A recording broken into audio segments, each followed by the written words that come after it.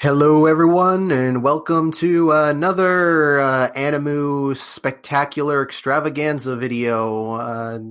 Got once again, if you saw the My Hero Heroes Rising review, we got me, Ryan, and Jack. We're back. Hello. Hello. And I've brought in another special guest. You might recognize him from all of his amazing animations. He's also a big My Hero fan, Spider Knife. Hello, and that's very kind of you to say that. I still have your All Might Perler you gave me. I have it on display right next to my whole collection. It's so good. Oh, well, that's cool that you like them, man. That makes me happy. Jumping in. We're going to do this is the fourth video for the channel talking about season 4. I know it's a little late, but this is FTCR, and we're going this is your fourth video talking about season 4. Yes. 4D, baby. Got too much shit to talk about. So yeah, if you want to catch up on all of our feelings, mostly, well, we'll go into since this is Spider Knife's first video about it. I'll let you talk about like just your overall feelings on the series. But if you want to know our opinions, there are the other 3 videos. They'll be in description, video, playlist, whatever. So. But yeah, quickly, Spider, just your overall opinions on My Hero?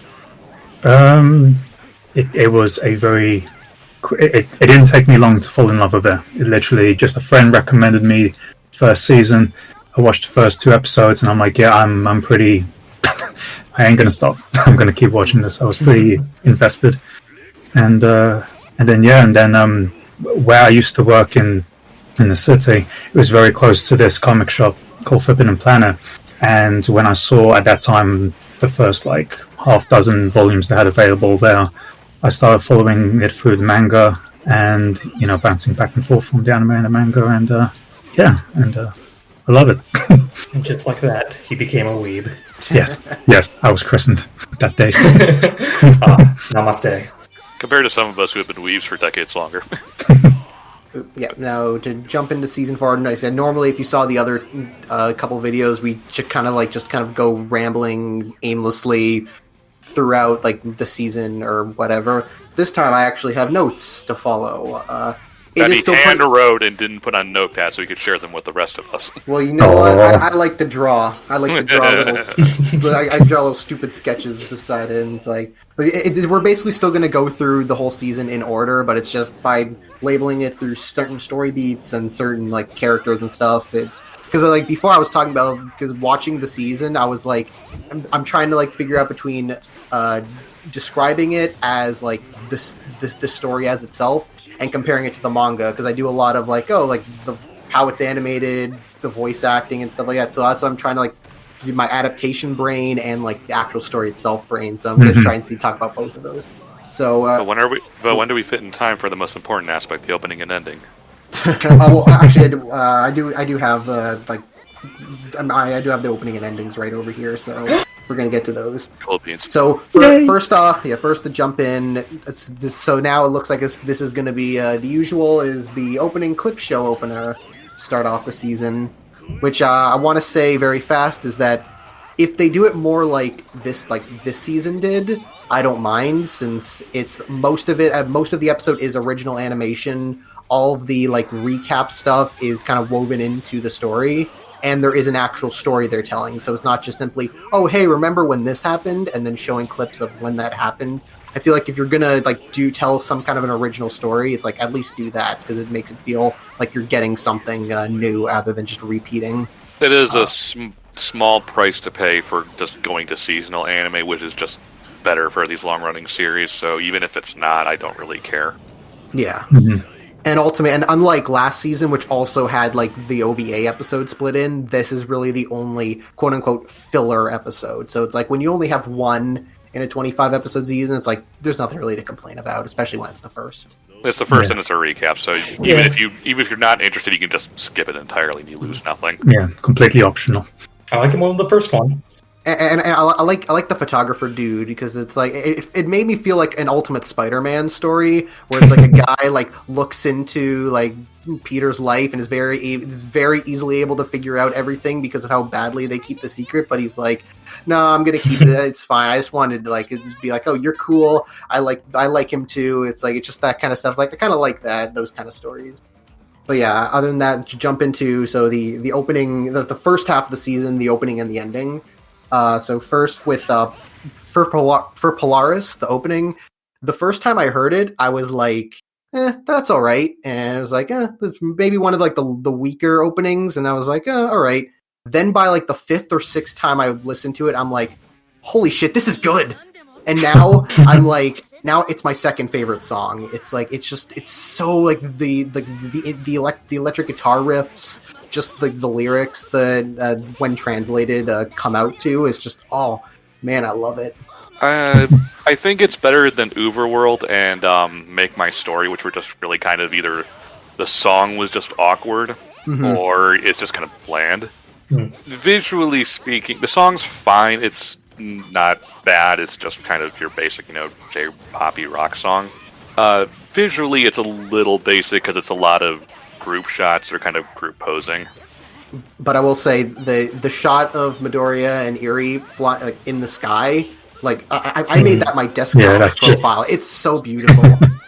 That alone just made me be like, oh yeah, I love this. And the ending is like the song itself I could kind of give or take with it, but like the visuals and like kind of the visual storytelling they show through like with all the pictures with Eri's backstory, I thought that was really good and something I didn't even expect that they would do. I like Sayuri singing a lot. The ending, again, it's a good song, it's good visuals, I agree with that. The visuals match the focus of what an ending should be, that it is to kind of wind the viewer down and get them out of the show, so they can move on to either the next show or just, turn off the TV or whatever. Song-wise is a little up-tempo for what an ED is supposed to be, but otherwise that's just like a very minor nitpick. Especially with the content that's going on in that scene. Yeah. It's like it's super dramatic and like really dark, but it's like it's a really like bum bum bum bum. Yeah, I mean the only thing I felt towards that ending was a bit like it's showing.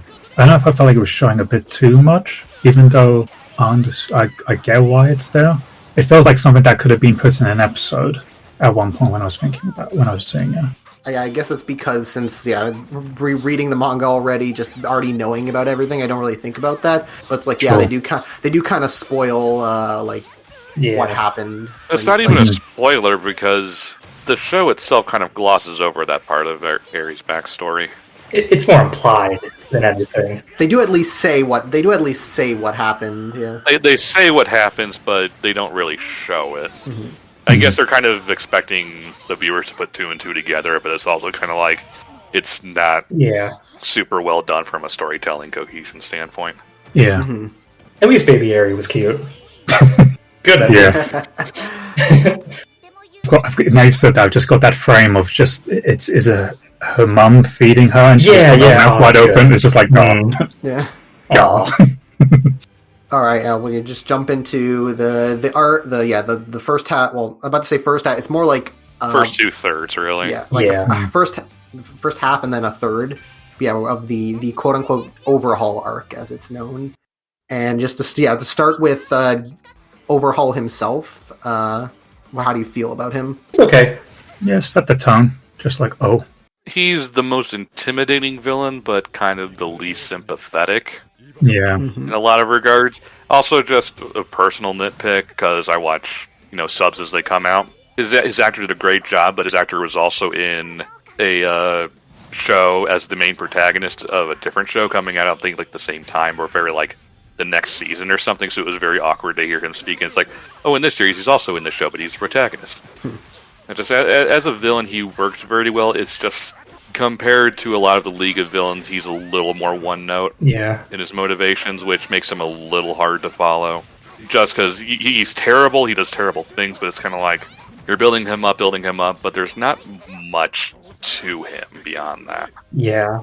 I'd say I really like him in terms of his in terms of his motivation and like his deal and just the idea of like he's a Yakuza member who wants to bring the Yakuza up and comes up with this plan in order to essentially manipulate the heroes and villains so that the Yakuza can be this like supreme overlord. And I think his plan and his like motivation behind it, I really like. I think it's just Overhaul himself. He's personality wise, he's pretty one note, and he just kind of he isn't as animated as most of the other villains. So he kind of feels very like he's not as a character himself. He's not as memorable beyond his motivations as a lot of the other villains in the series. Horikoshi is like really good at art and setting up motivation, but when it comes to villains, I just think sometimes they can just kind of blend together, and that's just generally how I feel about Overhaul. Yeah, like they killed Magne at the start from like their little tussle, and it's just kind of like, all right, that guy exists. Yeah. And then they try to make you like feel bad for them, and it's like they appeared in like one scene. Yeah. During like the All Might fight. At least so far in like the anime, I think there's only been 2 actual deaths. Well, yeah, there's only been 2 actual deaths, which is like when you think about, and even in the overall series, the death count has been fairly low. And it's like, Sorry, but hey, on the bright side, we're avoiding no one dies in Bleach syndrome. I want to mention about his English voice. I thought when I first heard it, I was like, it didn't really. It sounded kind of off a bit. It's like I can get what they were going for, kind of giving in this more kind of like casual, neurotic voice, because that's kind of what Overhaul is like. He's very like neurotic. He's very germophobic in that way. But then in the end, once he starts screaming, and I'm like, okay, now he sounds like I get it. It's very obvious once you start screaming, but it's like once it's like, okay, that sounds more like what I imagined him screaming sounds like. Yeah, it's a little weird because I feel like Overhaul should be more gravelly like his JP voice actor. Because he's not a person who's going to put on airs unless absolutely necessary, so he's kind of going to be kind of this grungy, rundown kind of guy for the most part. Yeah, like pretty reserved. I mean, the Yakuza. Yeah. Gangster, yeah. Yeah, so making him a little more, I don't want to say soft-spoken, but a little more kind of mild-mannered sounding feels it goes against it a little bit. He seems like he's supposed to be kind of like Shigaraki if he got his shit together faster. I think that's kind of like what the whole idea behind Overhaul is, that he's still kind of at the core. He's just kind of like this kid who gets overly like anxious and annoyed at certain things not going his way. But this one he's slightly more like this is like if Shigaraki put down All For One himself because he wasn't letting him do things. I mean, because that's basically what happened. Like he puts down his master because he wasn't agreeing with him. I disagree. I think Overhaul is very different from Shigaraki, and I think that's why they constantly get on each other's nerves, because they both realize that there's just no middle ground for them to meet at. Because, I mean, Shigaraki always had the goal. It was just he was willing to do whatever it took to get to the goal, whereas Shigaraki, until after his meeting with Deku, I think in Season 2, he didn't really have any goal. Yeah, he was still trying to figure it out. Yeah, Shigaraki's journey is about figuring out an ideology. Like he had just a vague idea of a goal he wanted to accomplish, but had no real ideology. And it's like his kind of journey is figuring out what that ideology is. Yeah, it's like he had the emotion, but he didn't know where to put like the anger and the how to execute that. And then when he got like, oh, okay, that'll inspire me to do this. Okay, cool. Yeah, meanwhile, Overhaul always knew what the course was. It was just being determined enough to get there. Yeah, it's like one of the lines he says, or that he mentions, like, you don't even have a plan, do you? You know, kind of paraphrasing there, and they're still trying to figure it out. But him, he's organized, he's got his team. It even showcases in that episode where he was prepared that if the discussion is going to go a bit haywire, everyone's coming through the walls and everything to protect them, shield them, and get their act together. And there's also that idea of like his own version of like fairness and stuff. Like he's like, oh, I killed one of your guys, you killed one of my guys. That means we're even. They're like, you don't even know what even is. I mean, he's also not wrong. Yeah. Also he took Compress's arm, so it's like that's also you. But then he got an arm back. He got his arm back, so it's fine. Was it like he lost his arm, but he got a scratch or something?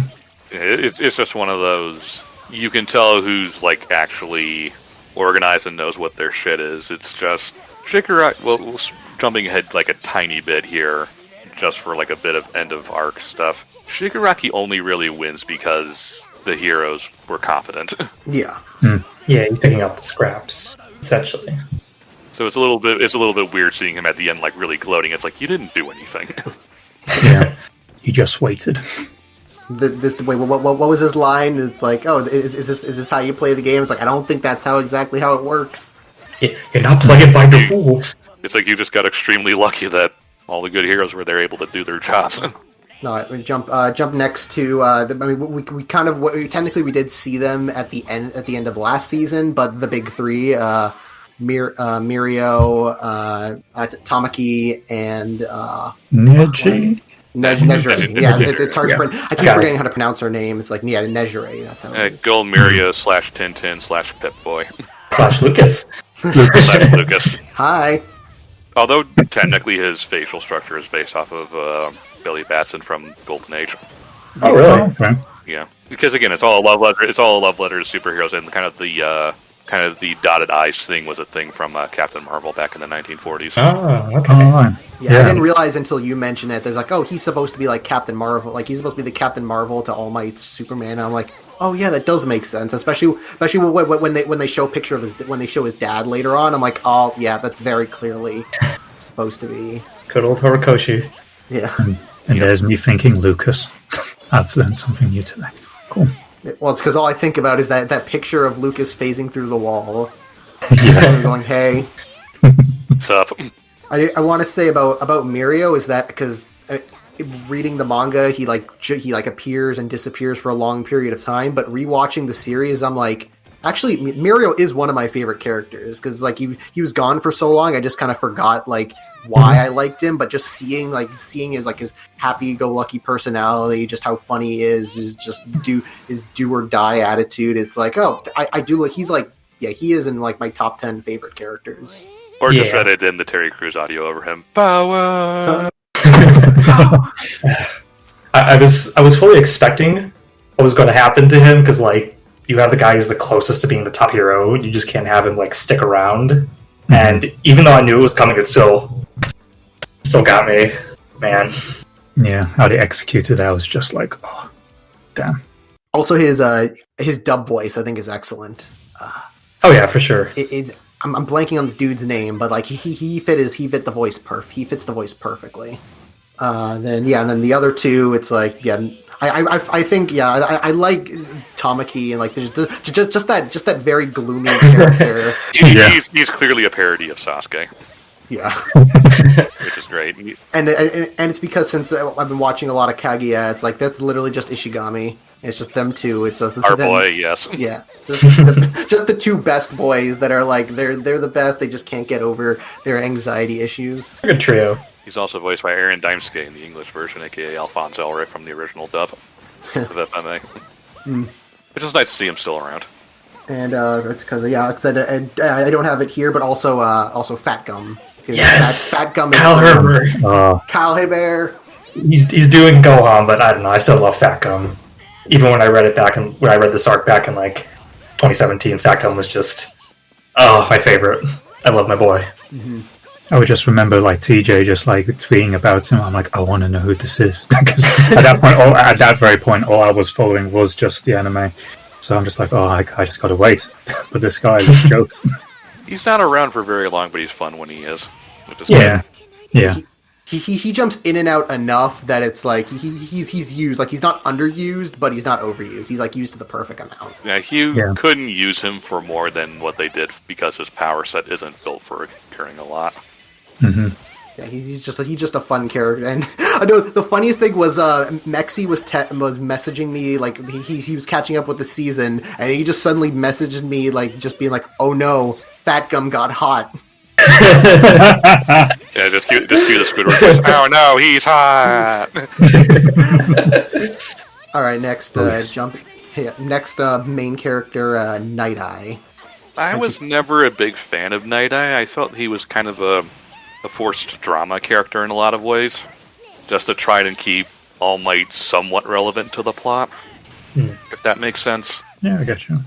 I feel like I get why he's there. It's like to like kind of like round out like the different kind of like hero license stuff. Like, oh, here Deku kind of gets stuck with the stick in the mud. That kind of clashes with his character being like this sort of like upbeat and like hopeful personality. But it kind of wore on me as time went on.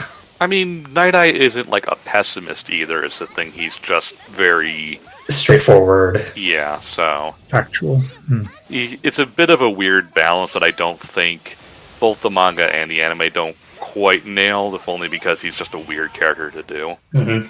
At least compared to the rest, where everyone's kind of has more overtly useful powers, whereas his is kind of more support side, and then he kind of gets into the action. And you're kind of like, how? Chess pieces. Ooh. Yeah, that's just a bit weird. It's like they kind of need, like Hori needed some way to get him involved in the action, so they just gave him something for no reason. Mm-hmm. I did like how I liked how his quirk was visualized as like a movie, like going through film strips, and how it gets like weak. Like, I thought that was all like really well done visual wise. Like they really like, because I think that was something I didn't really think about, like how they would animate that. But when it finally did, I'm like, oh, it's right. Yeah, that makes sense, and it like looks very creative and like interesting. Yeah, you can understand where it's coming from. I agree with you, Stefan. That it didn't cross my mind how they were going to animate that, but that was a nice touch. Well, it was a metaphor they used in the manga. They just didn't like do it like the frame visual metaphor in that. I don't think. Mm-hmm. Yeah, so yeah, they used that as they said that they did the film thing in the manga too. It's just I didn't like you didn't see it because it was a while since I read the manga. Like it was a while since I read the manga when I watched the anime. But like I had there were certain like little bits that I forgot about, but like all like the major beats I knew about. 'Cause I think it's because when I read through that was when I did my giant like binge through the whole series, and when I got to that part, I was like the arc kind of like. The arc was like dragging on a bit.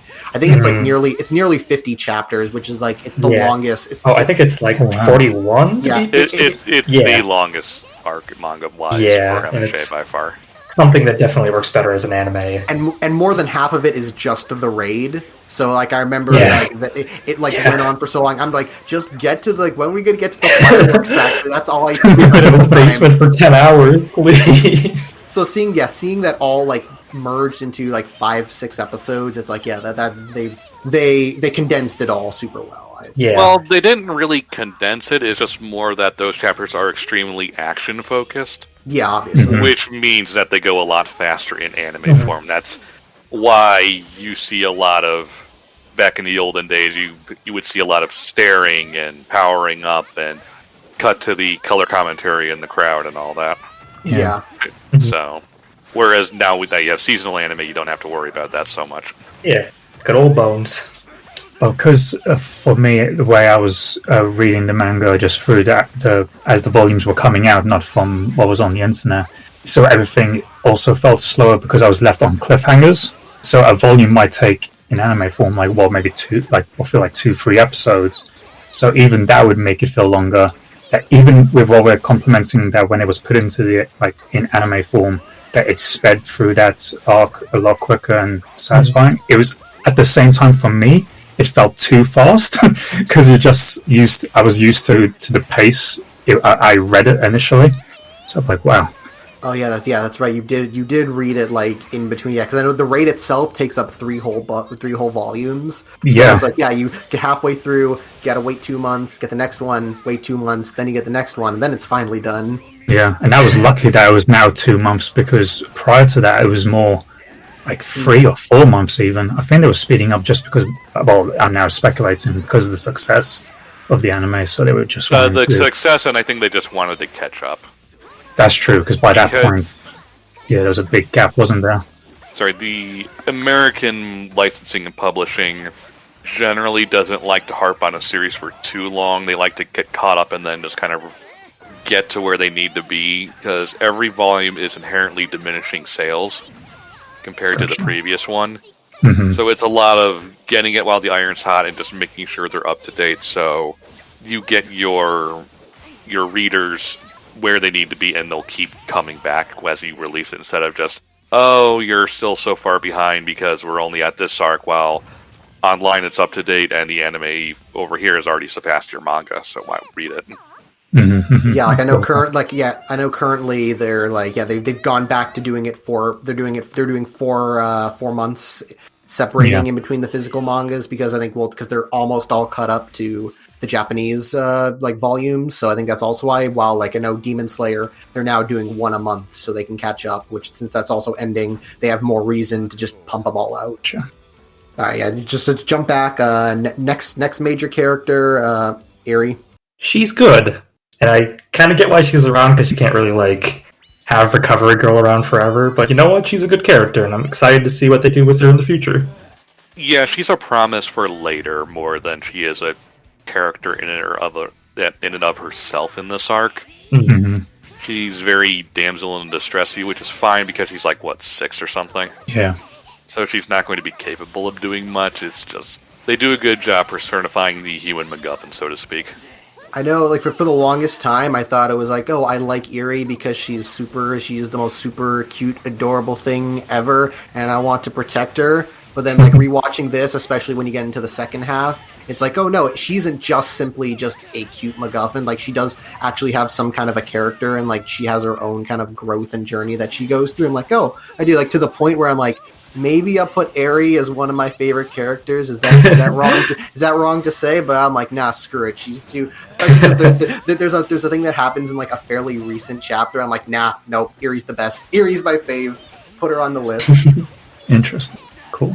But yeah, she works as basically just Yeah. the MacGuffin, but she's cute enough and she's like has enough personality enough that she's not just simply there to She's not simply there as just a doormat for the plot, and like you can like her as her own being. Yeah. Specifically, like the jump to like Lemillion. I was like, damn, good shit, good shit. All right, now it's the story, the main like story point of this arc, which is like the internships themselves, and all of not all the characters, but like the 3 or 4 groups of characters that go and do their internships. Yeah, Hori was a bit weird that he only had a few of them actually go on internships. Where it felt like it was going to be something kind of like the summer study or whatever it was. Mm-hmm. Mm-hmm. Where everyone goes on. It's like, no, they only had like 4 or 5 of them doing. You don't even see what Tokiyami does with Hawks. I don't even think in the original manga they mention he's with Hawks until much, much later. Like the anime adds a scene where he gets recruited by Hawks, but it's much later. And then he's like, "Oh yeah, Tokohami was with Hawks." He's like, "How was it?" It was annoying.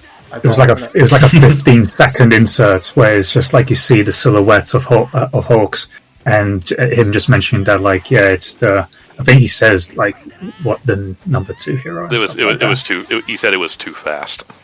They wanted Hawk. Bones loves Hawks. They're just gonna keep sticking him in. That has more to do with the fact that Hawks really took off in popularity, and they didn't want to wait till season 5 to at least get him on screen. Yeah, I see.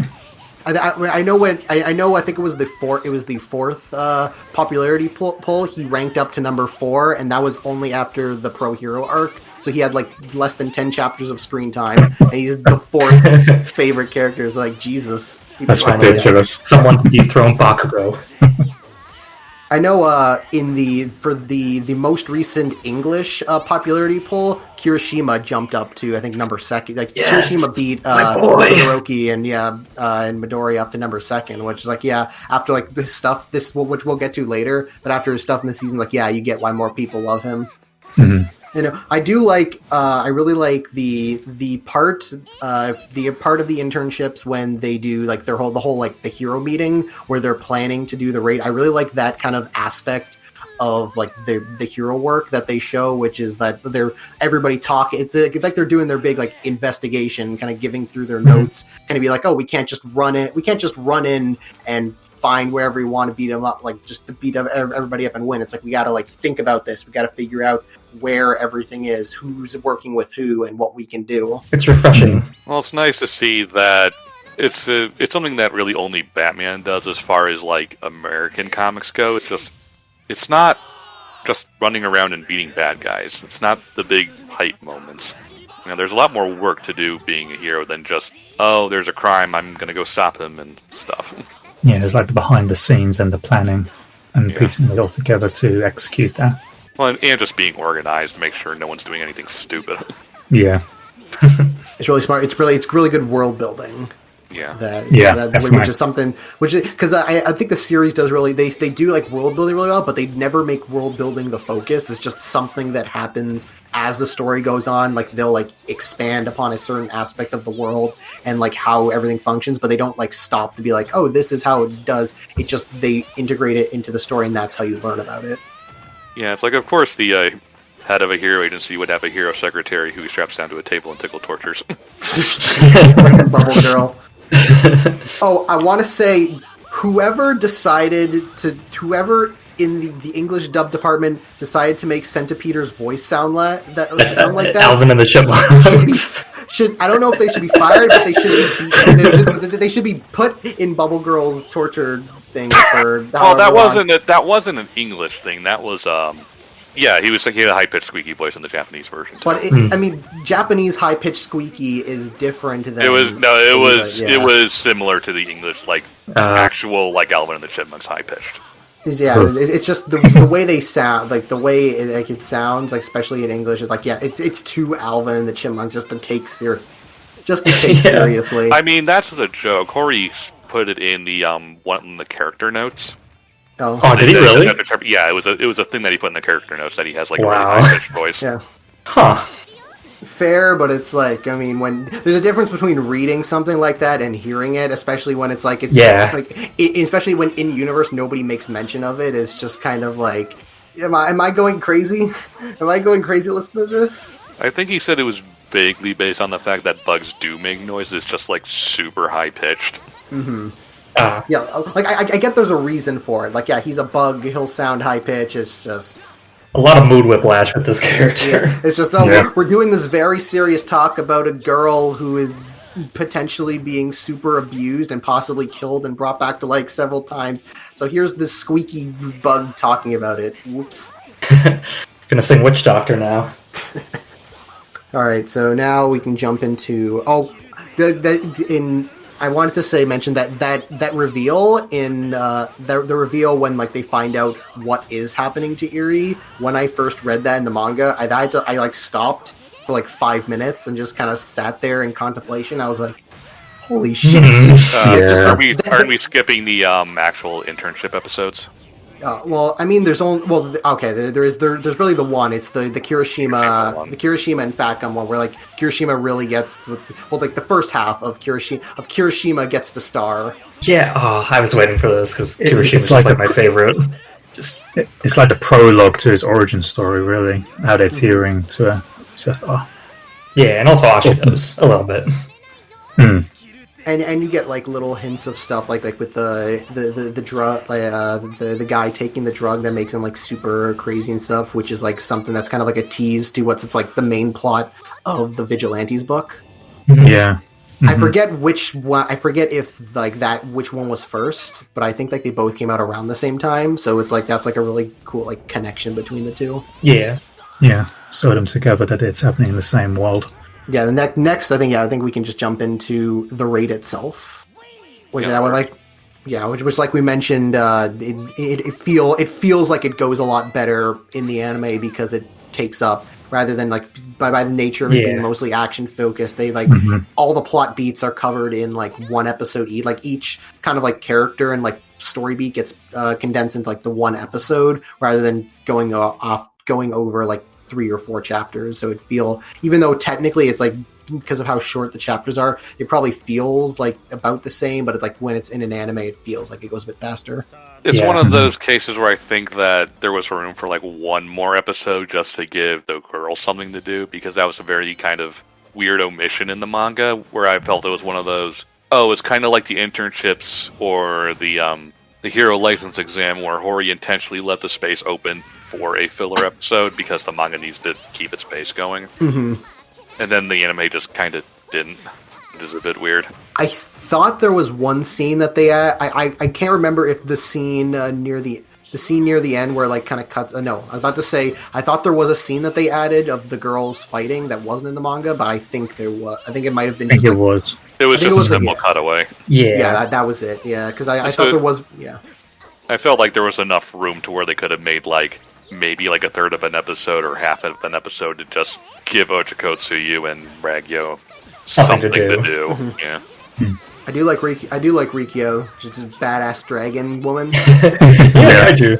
It's like I really love her design, like just in her regular human voice, and then it's like, oh shit, she's a dragon too. Amazing. I mean, she is ranked what, number 5 or something? Yeah, she's really high up.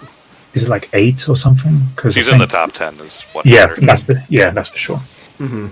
And I wanted to point out, that the next kind of really topic connected to the raid is the 8 bullets, or as I keep calling it, the 8 precepts, because that's what they were called in the original translation. And then when the name got changed, I'm like, oh, but I liked 8 precepts.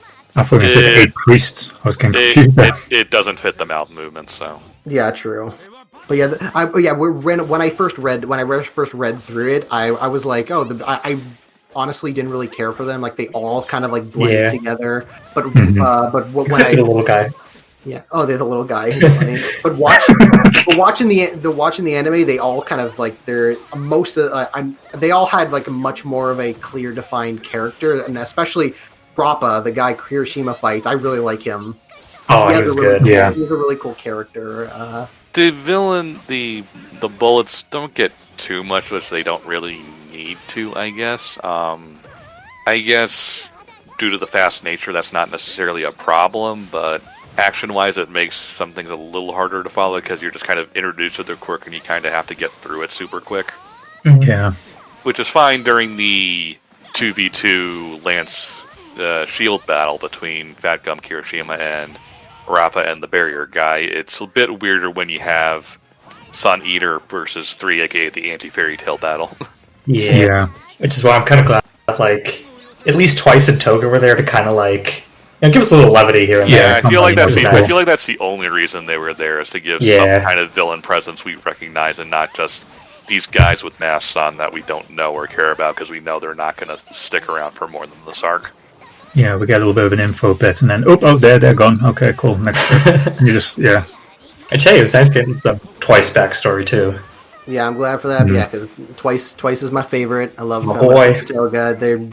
They are my second favorite ship in the series. Are you a manga reader, Stefan? I am a manga reader. Okay then. You should shut your mouth. Oh no. But just jump. Like you mentioned, we get some more of Twice. I love like how they kind of slowly build like Twice's backstory, where like you get that little thing of like the episode from last season. You get like a little bit more here, and then like next season it's gonna just be the giant load of Twice backstory, and it's like it's so good. That's why I love him. He's a good Deadpool. Pretty much. He's functionally just Deadpool. It's amazing that Horikoshi can just be like, I'm just gonna put Deadpool in my series, and everybody is like, that's a good idea. You did a good job. Well, at least he made good like conflicted Deadpool, not stupid meme worthy, just talks shit all the time and does nothing else Deadpool. Yeah, he used a good version of Deadpool, so I'm like, that's why I'm happy. Which is weird because he doesn't really use Marvel characters. A lot of spaces in this series, it's mostly DC. I'm trying to think who there was some. Well, yeah, because I know. Toga's mask is Nolan Bane's mask. Like the only non-DC character I can think of that's explicitly not from them is Stain, who was blatantly designed after a Ninja Turtle. Yeah, so he's like a Ninja Turtle crossed with like Spawn and the Punisher and all that. Yeah, and obviously the Turtle protege from him is obviously just a Turtle XP. You don't see it in this season, but this isn't really spoiler. But he throws in Dr. Eggman, and then he throws in literally the gorillas. He just makes the gorillas like a supporting character later on, and everyone. That was a bit weird. It's just even they're not. It's not even like they're like a background character. They're actual supporting characters. It's just like, the gorillas are here. Okay, that's cool. Huh. Crossover I never knew I needed. Yeah, it was very weird when a character we didn't even have any info on just suddenly became Eggman. All right, and jumping into now the fight, all the fights in the raid, which is basically Sun Eater, Kirishima, and Lemillion. The animation for these suffered a little bit because the main staff was working on the movie. Yeah. Mm-hmm. So it's not like top tier animation. It's still good, Yeah. Like, don't it's not like, oh, it's the weekly anime, so it's doing all the padding and the shortcuts and stuff. It's still good. It's just not as good as season 2 and 3 animation for every fight. There are clear, like, reaction shots or close up on the character's face while they're thinking for a moment thing. A lot of like repeated cuts and that kind of stuff. Yeah. Yeah. It helps that Kirishima's fight isn't really like a full like super fight like Sun Eater and Lemillions are supposed to be, so you can kind of get away with those kind of cheats. It doesn't involve speed or movement per se, really. It's just like, I'm going to He's hit just that. there. Yeah, he's just there to take the hits, which Yeah, works. the battle of attrition or whatever. And cause we would want to mention, because it's the thing that everybody talks about. It's Lemillion's fight. I know, remember a lot of people online getting really pissy about the Lemillion fight because it uses a lot of cutaways, and I'm like, in the manga, it is literally just a bunch of cutaways. Yeah. Well, actually, the manga doesn't even do that. It just literally says 5 minutes later, and it cuts to like the shot of him standing. Yeah, there. but like during their actual fight, it's still a lot of cutaways. It's like Yeah. it's about as good as an adaptation of the manga as you Yeah. can get, because Hori did not do a lot of fight for Lemillion, because that, I guess, beyond like demonstrating the power, it's very hard to visualize because his power is mostly just I disappear and then I pop in somewhere else. and punch you in the face. Yeah. Yeah. It's more like you can only really sell it if you're like showing like anticipation, like that show when Overhaul turns and then the next panel is just he's right behind him about to like elbow him right in the face.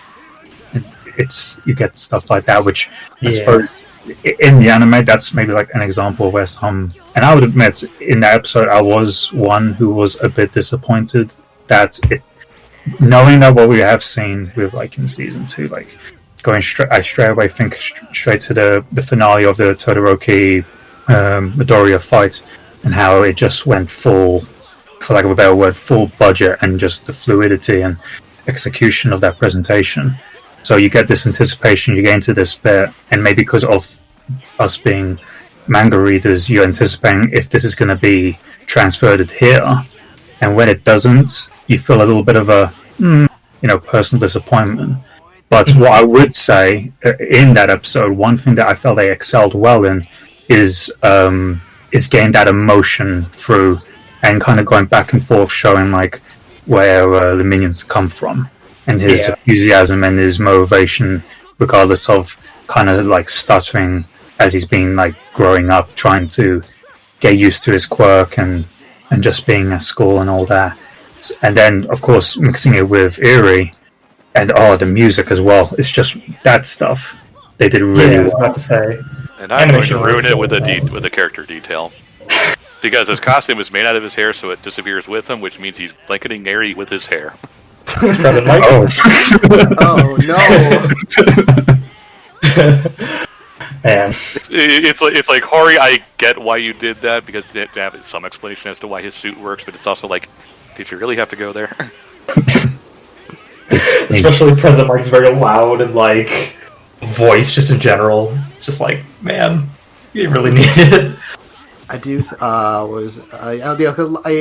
think that the final quote unquote those slideshow images. I think you probably could have made it a bit more dynamic in order to kind of sell it, rather than just kind of literally cutting the black and cutting it.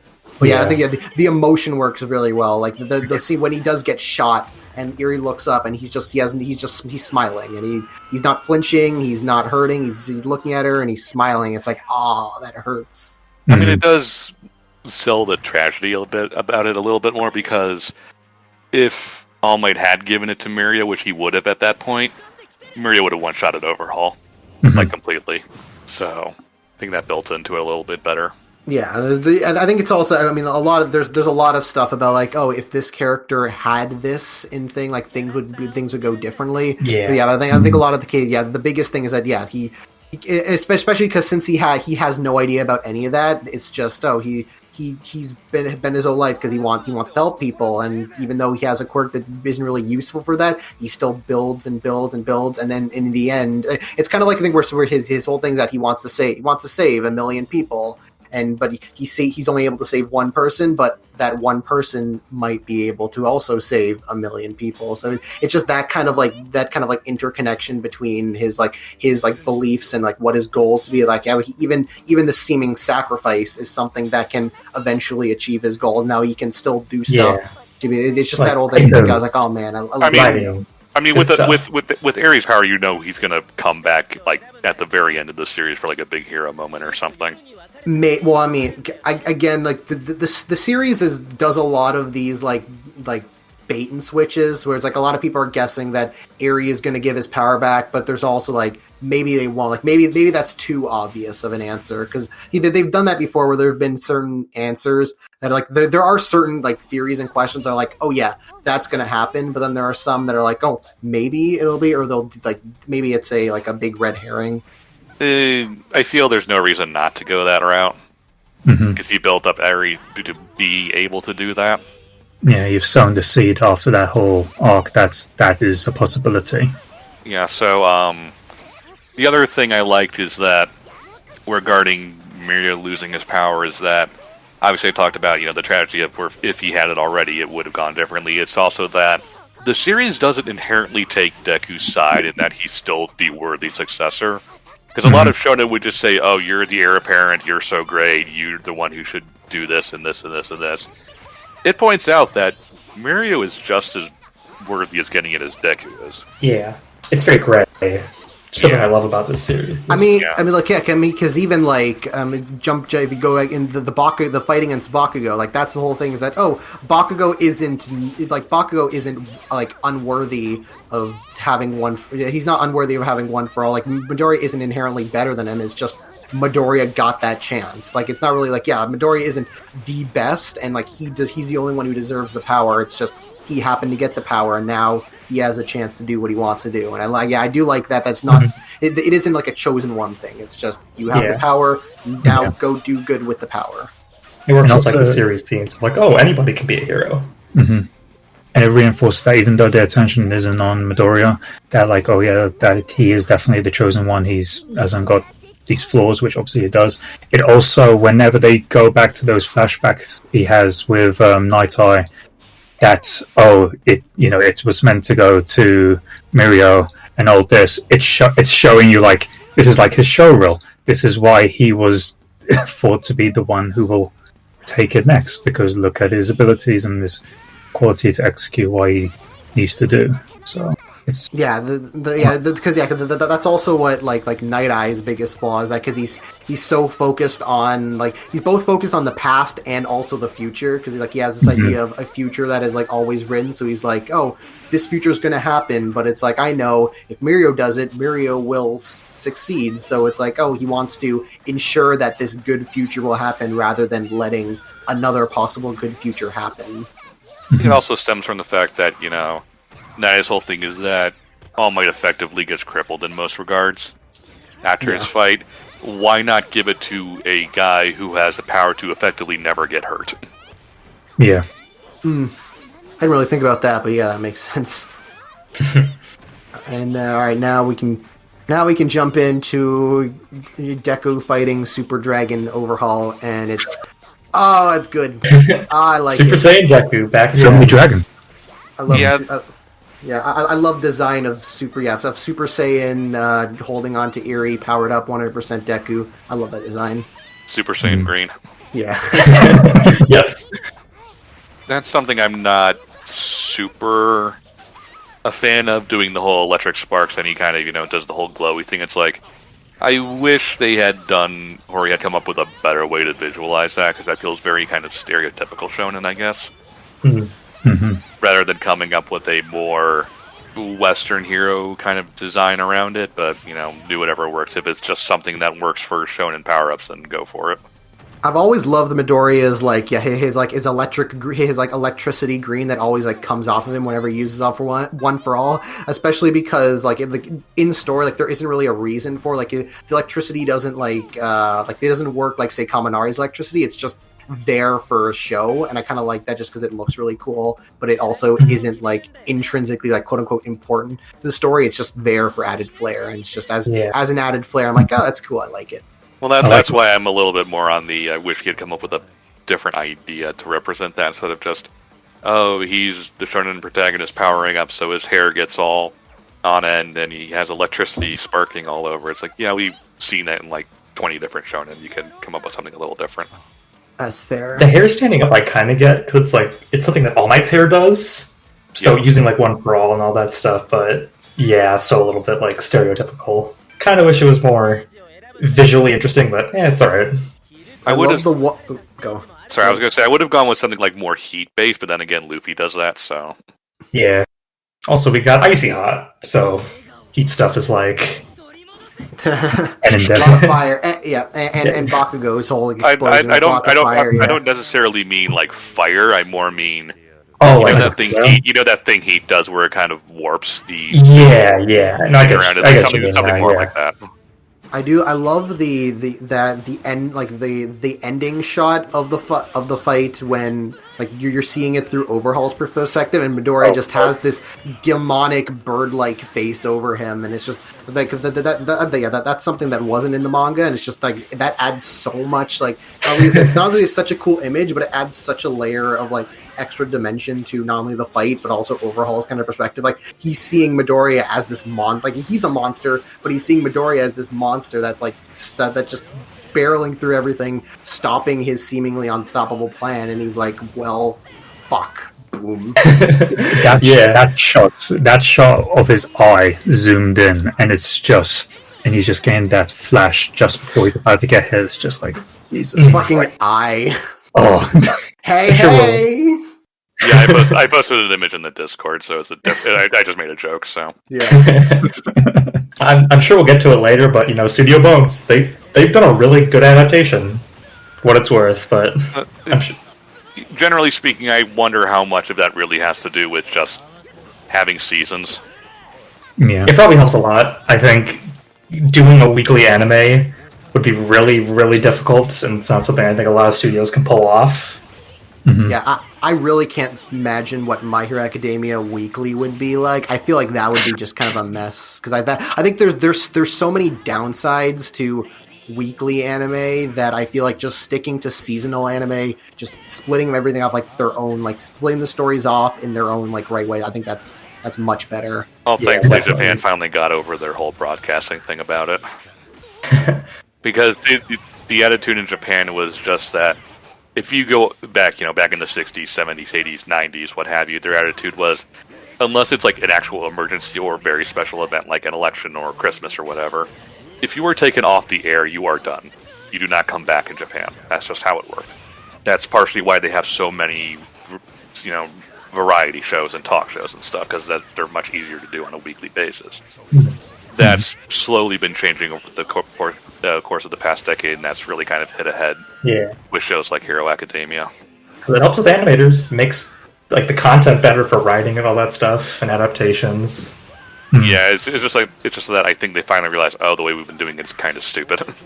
I think other than stuff like One Piece, Pokemon, etc., I think really the only ones that do this currently, it's like Boruto and Black Clover. I think those are basically the really only two that are still doing that. And at least from what Conan. Well, that's been going on for like forever. I'm talking about recent stuff. Yeah. Well, anything that gets grandfathered in doesn't count, like One Piece, Detective Conan, Sazai-san, and all that. Yeah, like I know I believe like from what I've heard, I haven't like fully gone through Black Clover. From what I've heard from people, like it started out pretty rough, but now it's kind of like gotten its groove. It's still a shonen written by a computer. And then I know like Boruto is kind of like similar to like Dragon Ball Super, is that it's not really a manga, it's more so just an anime itself, that a manga like does something separately, so it's more easier for it to be kind of its own thing, so because it doesn't really have an adaptation to follow. Yeah, with Boruto, I always felt that you needed a 5-year break between the ending of Naruto and Boruto starting. They went way too quick into starting that. Yeah. They made the finality of Naruto feel kind of pointless because they didn't really end. Mm-hmm. Gotta hit those toy sales. I guess. Mm-hmm. Anyway, back to Midoriya punching Overhaul in the face really hard. For 2 hours. It was a good punch. He punched through the future. Get out. He changed the future. Yeah, that was one of those things I was a little bit weird on, because that felt like it was just there purely to have a narrative payoff, not because it makes any sense. Yeah. I think at least the way I read it. Well, there's two. The way the anime added like this kind of more ambiguity because like it looks like we're Night Eye is like looking into Midoriya's future just to check, but then he gets stabbed, so you can kind of interpret it as he didn't actually get to see like what the future. Like he didn't actually get to see Midoriya dying, so it was like it was interrupted. He just thought he saw Midoriya dying.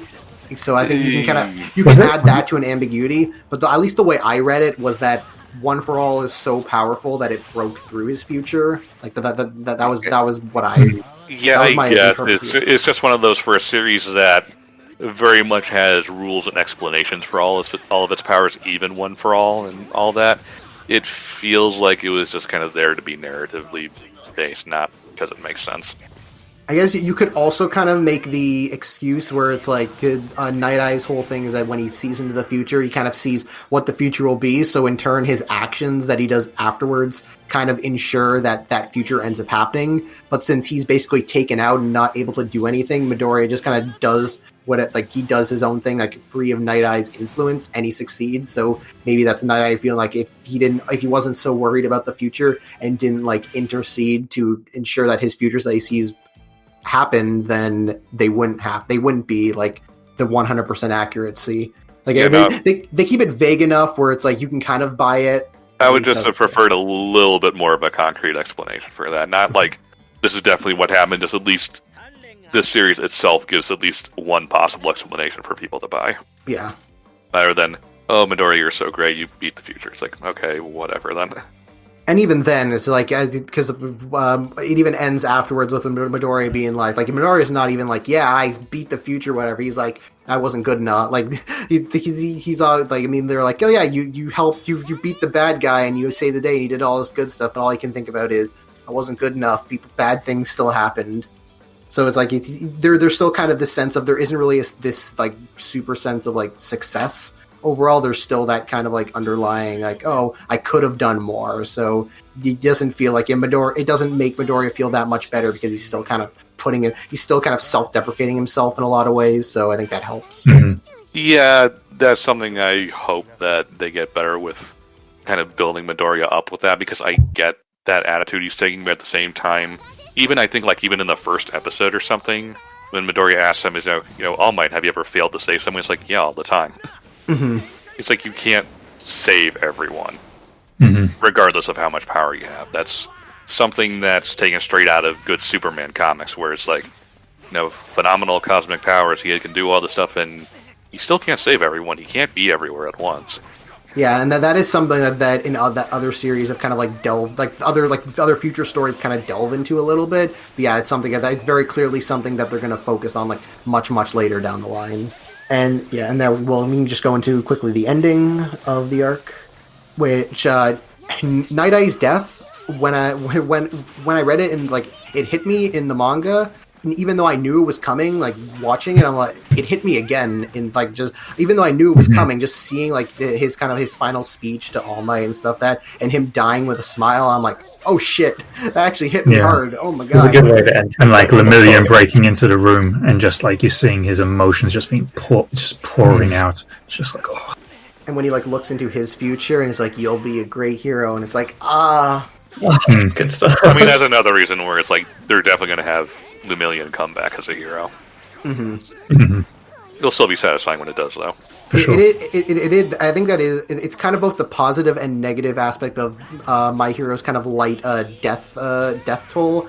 Is that it's like, yeah, they killed off some, like the two people they killed off were an unimportant villain and the character that just got introduced this arc. But also, like, just by nature of like when they don't kill off that many people, when they do, it hits harder. Harder. Yeah. Less and more kind of thing. Yeah, and especially like in like recent stuff, it's like, yeah, you feel more like just that nature of like, even if people don't like, even if it's like, I'm not expecting like huge bloodbaths like a lot of people are theorizing, but it's like anytime someone does bite the dust, it's like, oh shit, you keep forgetting like, oh, I wasn't expecting someone to actually do that. Mm-hmm. There's an impact and weight behind her. Mm-hmm. As long as it's still done well, but yeah. Mm-hmm. And funny, which was in reverse, I remember Shigaraki's kind of crippling of Overhaul. I remember when I first read it, I'm like, fuck yeah, Shigaraki. And then when I'm watching this, I'm like, like it didn't hit me that hard that emotionally. It's more so like, oh yeah, that happened. It's like, yeah, it's more so like, yeah, he got his just desserts rather than like the gut punch, like, oh shit. Hey guys, remember the League of Villains here? I mean, it's not even necessarily got what he deserved. It's more of a symbolic gesture from Shigaraki because he could have just left him alone, but Overhaul's power is rebuilding things with his hands. By taking his hands, he can never rebuild things again, including the Yakuza or rebuilding his mentor that he purposely put into a coma. He's also a dude who he hates quirks and wants to like kind of abuse like he wants to like abuse the system of quirk users to kind of like make the Yakuza like the best and like reign supreme, while he himself abuses his quirks in order to gain what he wants. So it's like, oh, you don't like quirks? Well, there, now you don't have a quirk. Now you can't do anything. Yeah, Shigaraki still acts like a brat though. But I kind of like Brad Shigaraki. I really like Eric Vale's performance of Shigaraki. I think it's this weird sense of like, yeah, it's that kind of bratty, it's that bratty humor, but he still has that sense of menace.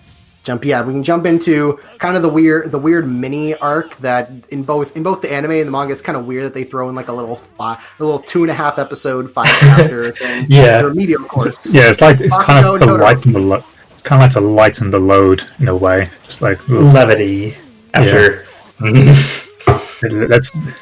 it caught me off guard how I forgot how funny like this whole kind of those like mini 2 episodes off. It was just, those kids. It was so I forgot how many loud laughs I got like just looking at like what's her Cammy doing her Bishi Todoroki and Bakugo. That was a great addition. My favorite is Mike just sitting there in silence. And he's like, I can't take this anymore. What is this? It was a good breather. Yeah, the kids kind of crapping on Whirlwind guy. He's like, oh, I'm trying to help you guys. Like, but aren't you causing the teachers more trouble by being here? He's like, you're right. I love just Todoroki being very drunk. Like, hello, my name is Shoto Todoroki, and I was like, got me. Telling his whole backstory to the kids, and they're just like, what? What was that bit when they were saying, that's a wiener, or something like that? They are not wieners. It was like, oh. Do you think you could be useful as shit? Well, by virtue of being used as fertilizer, we could discipline. It's like, damn. Gang Orca's great too. Yeah. And I forgot in the English, I forgot Cammy is Brittany Karbowski. She's one of my favorite English dub actresses. So like, oh, just hearing her, I'm like, oh yeah, I forgot she was her. She's really good. She's really funny. Yeah. And before we get into like the little mini like Oyama arc, I just want to say my notes for that arc is just cheese, and that's it. Oh no! It's not even an arc; it's half an episode. Yeah, at least a chapter. With the manga books, when I'm going through them, they always end on a satisfying and not satisfying cliffhanger, because then you just want to read more. But it was interesting with one of the books is just him staring through like Midoriya's window, just staring at him. Is like, well, okay. For a second, I thought they were going to follow up on like the traitor. That's like the lead. Yeah, which still waiting. Which Tori admitted he forgot about. Was that true? Because I remember seeing that, but then somebody responded saying like, "Oh no, that was a fake. Like that was a fake interview that somebody posted." Because they brought it up like in a recent chapter, like something ago. So it's not like he forgot. Like he mentioned it again. So well, he might have forgotten, and then when they brought it up in the interview, he remembered it. So. I do think because I did catch up with the manga at that chapter, so I was seeing people on Twitter being like, "Oh my god, I was a traitor," and then and then the chapter after came out, and they're like, it's basically Horikoshi being like, "Lol, nope." And I'm quickly going back to the Meteor Course because there's the actual like plot. There's the Endeavor plot stuff, which then ends up playing big into the end of the season. Yeah. It's the start. Yeah, the prelogue, the seed for the. I think it's like this arc, the pro hero arc at the end, and then an arc that's going to be at the end of season 6. It's kind of like they're kind of like a short like trilogy. It's kind of like a short like Endeavor trilogy where it's like they're all kind of come together just to tell like that one story. Yeah, I guess so.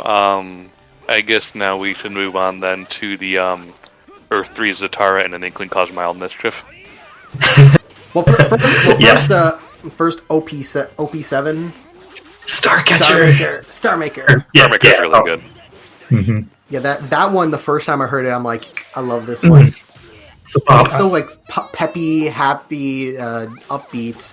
I just felt like I was watching a different kind of anime for a second. Like, okay. Twice alive. No, because isn't the first episode it appears in is when Overhaul gets his arms blown off, so he just screams, and then it cuts right to that song. Yeah.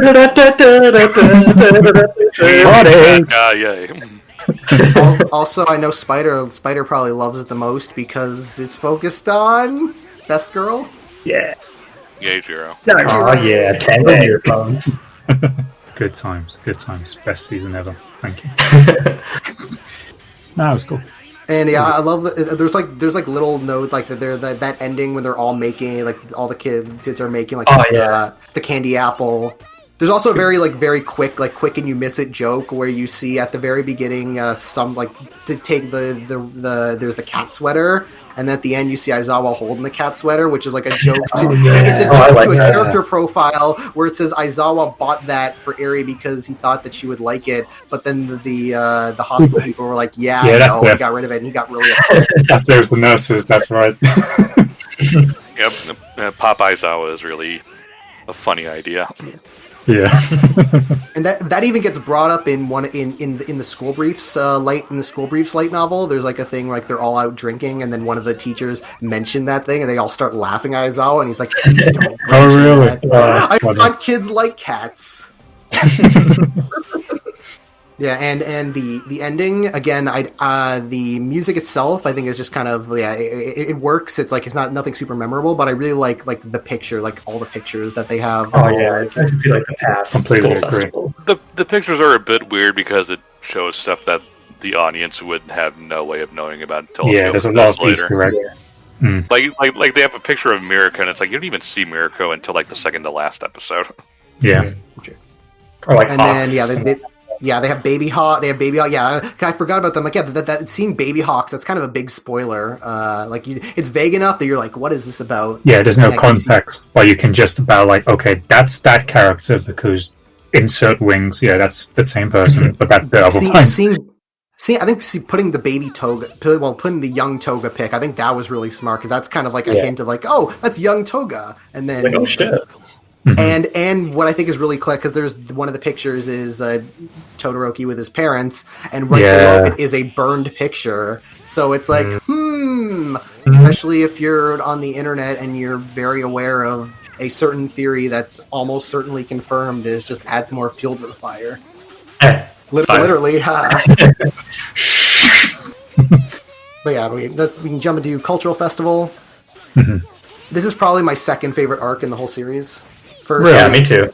First being the sports festival. I think the sports festival just does everything like perfect. Like it represents what My Hero Academia is, and Yeah, it it's comes like at the a right arc. time in the story. Yeah, but then the cultural festivals, it also combines like everything that I love about the series, which is like the characters going through this kind of slice of life stuff of just them living their lives, doing what they want to do, and also features my other favorite character. I'm not the biggest fan of Gentle and La Brava. Personally, I feel they're a bit... I know they're meant to be simple and more lighthearted compared to Overhaul, which was way darker than just about anything else in Hero Academia beforehand. But I feel like, in their kind of mild, mischievy way, is fine on its own. Then it tries a bit too hard to, make me sympathize with them when what they know what they're doing is technically wrong. And the other is like, oh, it's a parallel between Deku and Gentle, where if Deku didn't get a quirk, it's like, but no, Gentle has a quirk. He always did. It's just he's kind of incompetent. Yeah, he's a bit of a goof. So they're not really similar at all.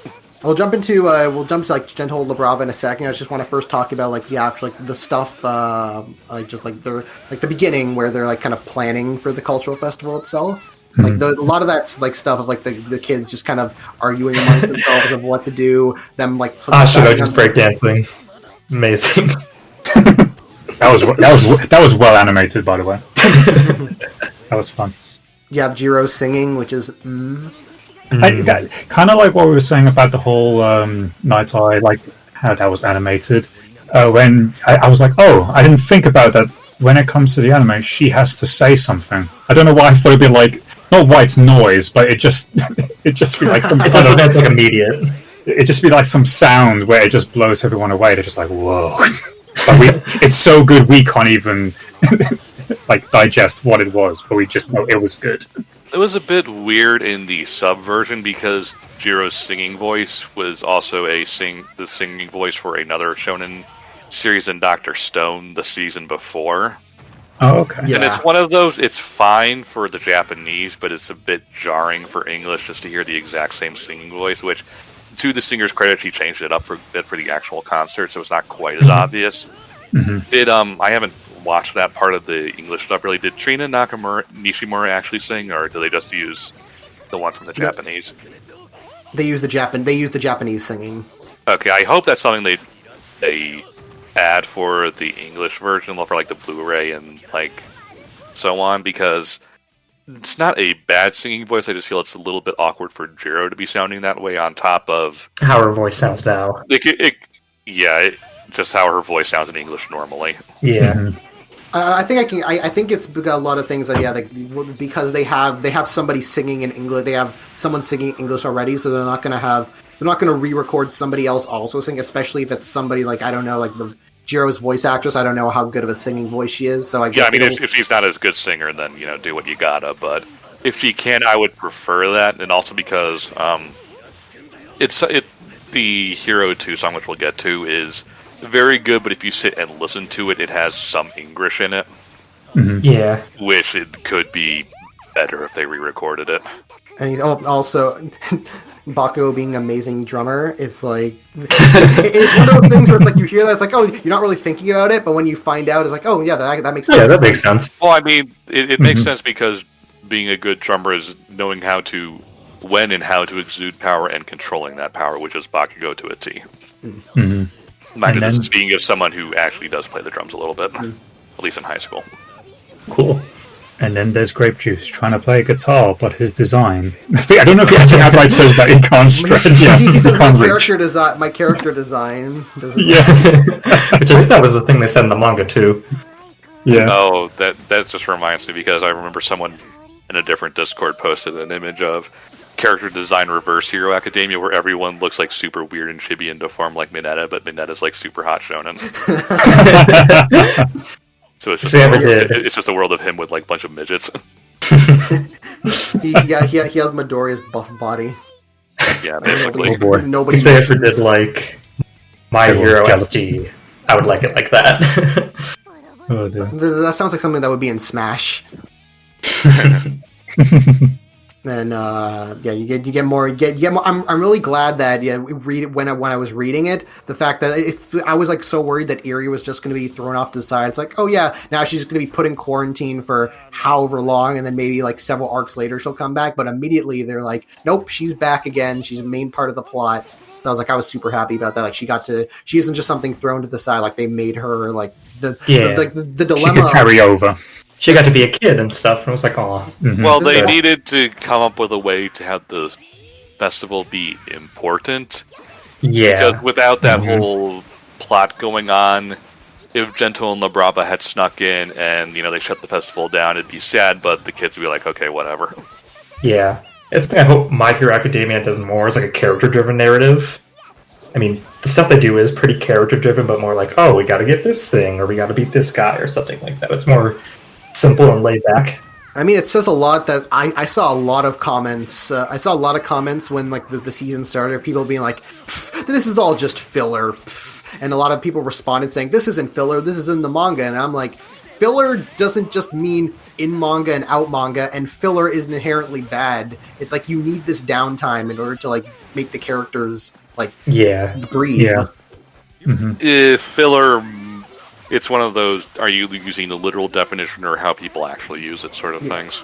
Yeah, well, I think people just stretch the term filler to mean anything that doesn't like push the plot forward in any meaningful way or like it's like people stretch like no filler is like, oh, it's like, yeah, when you're literally stretching out the plot because there is no room like for like adapting your story, so you spend like several episodes or whatever just kind of making stuff up. But then there's like there's certain instances where it's like, yeah, you need some space of like small scale things just so the characters can breathe. So I think it's like people calling stuff like this filler is just, again, just stretching that, kind of using that term just to say, oh, I don't like this, so I'm just going to use it to explain why I don't like it.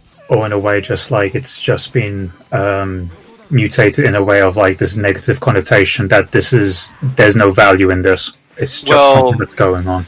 It's one of those things where its negative connotation is well earned. Mm-hmm. No, due to just 80s, 90s, early 2000s anime, where I forget the title of it, but someone made a parody video of the standard One Piece episode where it's playing like a piece of music and Luffy's just staring at a guy who's staring at Luffy, who's staring at a guy. Reaction at the crew. The Marines are on the phone. It's like, he's taking on whatever the character's name, and I better raise the bounty. To be continued. Yeah, and there's obviously a difference between, say, like One Piece, Dragon Ball, Naruto filler versus, say, something like My Hero Academia's filler. Curry of life. Yes. Never forget. And yeah, now we can jump into Gentle and Labrava. I what I really like about them is that they kind of act as a different form of villain. Like, all the villains that we've seen in the series so far have been like, yeah, they're more like like even if they have certain like understandable backstories and stuff, they're still kind of represented as the irreprehensible of like that do like they're trying to kill people. They do kill people. It's like they're literally like they're doing like really bad stuff. So you kind of have that sense, but then you have someone like Gentle and Labrava, who kind of in a way are like they're kind of this weird like not even exactly Robin Hood type, because there's the thing of like, oh, like they're like, you could even say, oh, robbing like corrupt businesses and giving the money to the poor or whatever, but they're not even doing that. They're like, he's essentially a showmaker. It's like he's doing this to because like, oh, this is a corrupt business, I'm gonna disrupt them, but he's not even like stealing their stuff. He's just being like, oh, I could do this, but I'm not going to. And I think he's a crowd chaser. Well, they're based explicitly on Silver Age villains, who during that time, because Comics Code Authority, they could never really do anything actually bad. And I like that they're like, because the whole thing is that they want internet popularity, and pretty much nobody likes them. Like, they get bad views, they get negative comments all the time. They are YouTubers. Well, Gentle's problem is he's posting on YouTube in Japan when he should be posting on Nico Nico. And what I think, this isn't explicitly stated, but I think this is like what they were going for, which is that the fact that Gentle doesn't really like, the Gentle's very kind of wishy-washy in his kind of form of crime, so to speak. Like, he's committing crimes and such, but he's still doing it under this sense of heroic morality, where he's not going all the way, like, say, for example, Stain is super popular online, even though he's like a vicious killer. He has this very kind of clear identity, and he kind of sticks to this moral of killing like wrongful heroes, so people are able to kind of like understand and relate to him. But with Gentle, nobody really is understanding. Is like, oh, you're like committing crimes, but you're not really going all the way. It's like, I don't know what you're doing, so you can kind of, yeah. Because Gentle doesn't inherently have a point. Mm-hmm. He's doing it purely for his self-satisfaction, and everyone can tell that. Yeah, he thing like he wants to be like, yeah, he wants to be a hero. The society said he can't be a hero because he made all these mistakes, so instead he does the thing of like, oh, I want to be a villain then. But now he's the gentle criminal.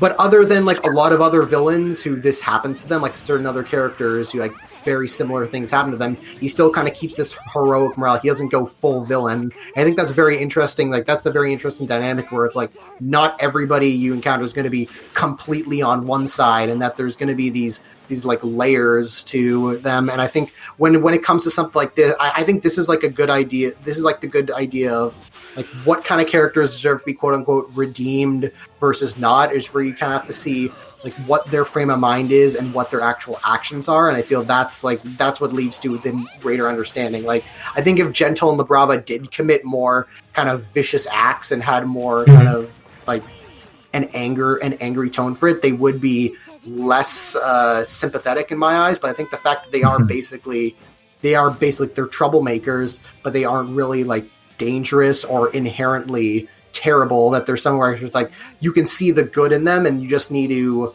kind of bring it out of them. Which that's what.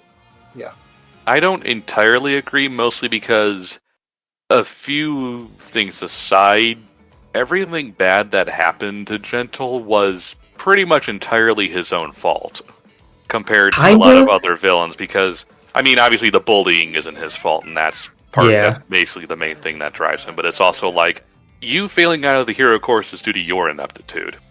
You know, you causing the accident, the accident that got him in trouble with the police was his own fault, and him being unable to kind of accept that is what makes him a little less redeemable in my mind, if only because it's like, you have this childish mentality where, oh, I want to be a hero, and nothing's going to stop me, and it's like, simmer down, dude, you're just not built for this. Like, you don't see someone try ages and ages to get into, like, the NASA space program or something, and then, they don't get chosen because it's an exclusive career choice that you have to be, best of the best to get for the most part.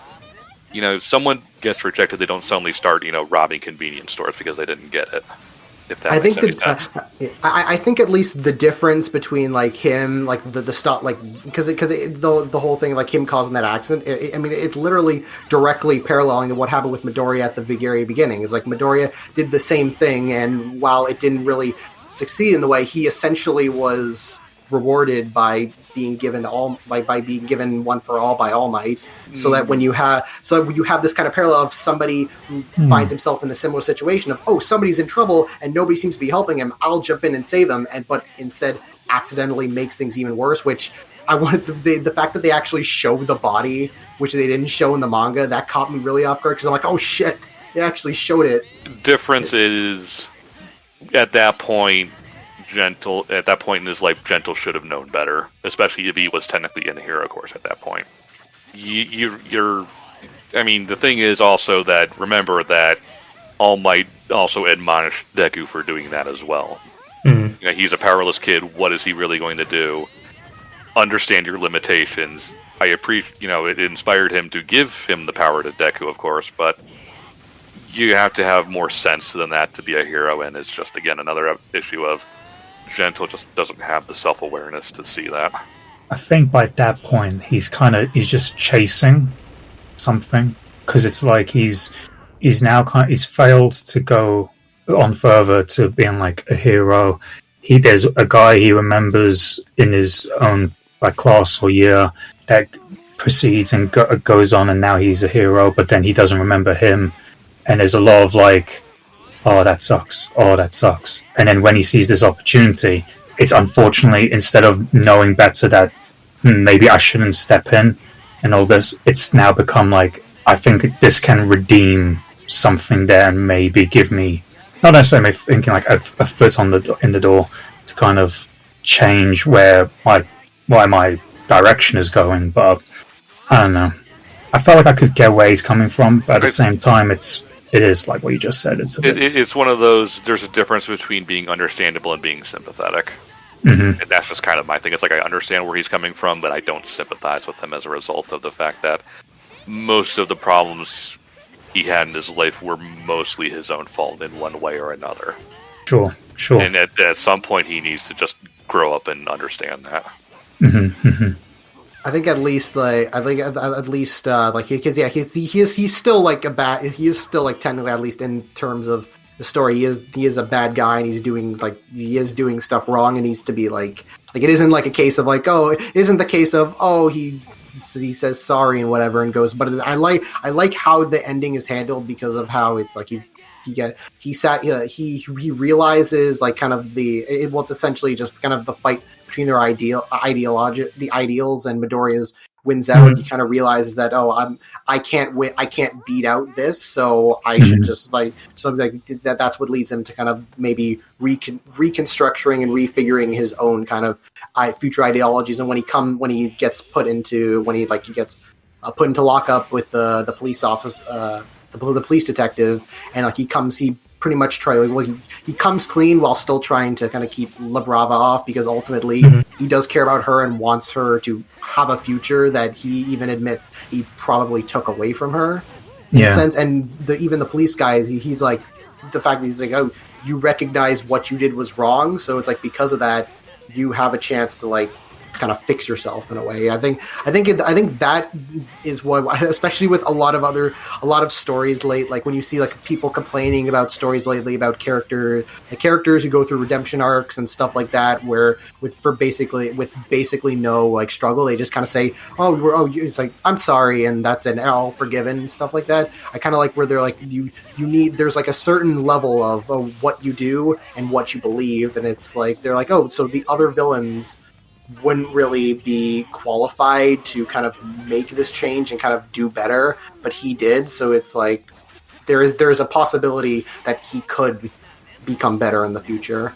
I think that kind of hopefulness, I think, is integrated much better and much. I hope they do more with it instead of just kind of leaving it like this. The ending works well for that kind of mini arc, and that's partially why they have Gentle and La Brava doing very petty crimes for the most part, because you can't have them come back from that and have that realization after they've like killed someone or something. Because I mean, effectively they're going to get off with like misdemeanors for the most part. Yeah, I have a feeling it's probably going to be some kind of a case. Like, I'm keep expecting that there's going to be some kind of Suicide Squad in, like, the My Hero universe, where, like, the police and, like, get a bunch of, like, either villains or crooks together to kind of, like, do, like, they basically just do the Suicide Squad. Because I'm feeling that Stain is going to come, like, even though Stain is, like, very, very bad, there's going to be a point where they're going to unleash Stain to essentially help them in some way, because that just feels like something they've been building up to. Like, you're not just going to leave him, like, there. I mean, you could. I mean, you could, but it's like, this feels like something there. But yeah, and Gentle feels like they're like, oh, like, the police are going to come and they're going to have them, like, under supervision, kind of working under them, being like, oh, you're going to do this, but we're going to keep an eye on you, that sort of thing. Okay, so Stain, Dr. Eggman, and Gentle all walk into a room and start working to each other. Drink tea. Earl Grey. That would not be a good conversation to have between Stain and Gentle.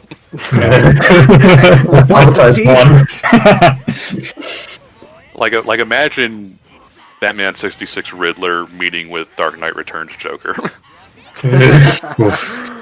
Or yeah, I was about to say like the old 60s Riddler would fit Gentle the best. Yeah. Also, his English voice is ecstatic. It's perfect. His English voice is perfect. Oh yeah, definitely. Now with the Deku and Gentle fight, do we want to talk about the clouds? Or are we just gonna kind of... I heard about it. Isn't it just it gets reused in different ways? Yeah, there's just some post about like how like they were just dreading that the fight was that Studio Bow was just gonna kind of cheap out in the fight. To their credit, they did a good job. I just think this adaptation could be a lot worse. We could be like Toei levels of adaptation. So I don't know. Studio Bones is good. I think the movements of the fight were done really well. I think there are some little things where it's like, oh, that could have been done better. That could have, like, I think like just like the color palette. I think like they probably could have done a different color to make it more dynamic. It just kind of feels a little flat in some ways. Yeah, but the actual like the character animation, I think, is done really well. Yeah, I think that like the execution of like the fight scenes doesn't feel like it justifies that moment enough when Deku says you've been my toughest opponent from this point when he gets him to the ground. To be fair, he's not talking about physical fights. I mean, like just a few days ago in Universe, well, a few like weeks ago in Universe, he fought a super giant rock dragon. Yeah. So he's talking more so like emotionally. It's like because he's like he understands like the whole idea is that he isn't like going to cause any harm. He just wants to do this to gain attention. But he's like, but if you do this, then everybody like that I know that have worked so hard to do this are going to get screwed over, and I'm not going to let that happen. I also took that partially as he sympathizes with Gentle, and he on some level wants to make him feel better. So he says, Midoriya is famous whether he likes it or not, so everyone knows that, he's a hero in training, he's really powerful, and he's really good at this. And due to like training with All Might and being on like the Camino Ward stuff. So I think that's also partially just trying to build Gentle up a little bit more and saying it's like I may not have done much, but you've been my toughest fight so far. You're better than you think you are. I gotcha. This is also the only time Midoriya is like really want to fight without either hurting himself or without other people's assistance. So I think that's also something that's kind of demonstrating his strength, where it's like how much he's going like, oh, he can do this all on his own without anybody like really noticing. Because when was the last time he had a 1-to-1 completely? Muscle. Yeah. And even then, he completely destroyed himself. So yeah.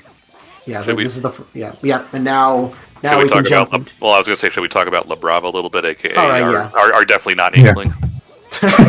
Yeah. Because Rory did Splatoon fan art before Hero Academia started. Oh, really? Gotcha. That makes sense. Yeah, and I'll look it up and put it in the Discord. But yeah, La Brava is basically just him drawing an Inkling. Oh, wow. I do remember for long because I was like the longest night because I was like, how old is she supposed to be? Because I'm like, she's 20, I Yes. believe. Really? She's 23, I believe. Yeah, she's in her early 20s. She's legal. She's early 20s, and he's like I think like mid 30s. So it's fine, but it's just her based on her design and everything. It's like it feels a little weird, but I think it's also with how it's cut. Like it looks like it's like after high school because when she goes into that whole depression thing. But I think in context, it makes a lot more sense when you look at like the character profile. I think it's because their relationship is played very purely. It's like a case of like these are both very two broken people that kind of feel like genuine solace between themselves. So it's not like it doesn't feel like creepy. Like they're not both lusting over each other. There's like genuine kind of like care. Like when like I love when Gentle paints over his eyes.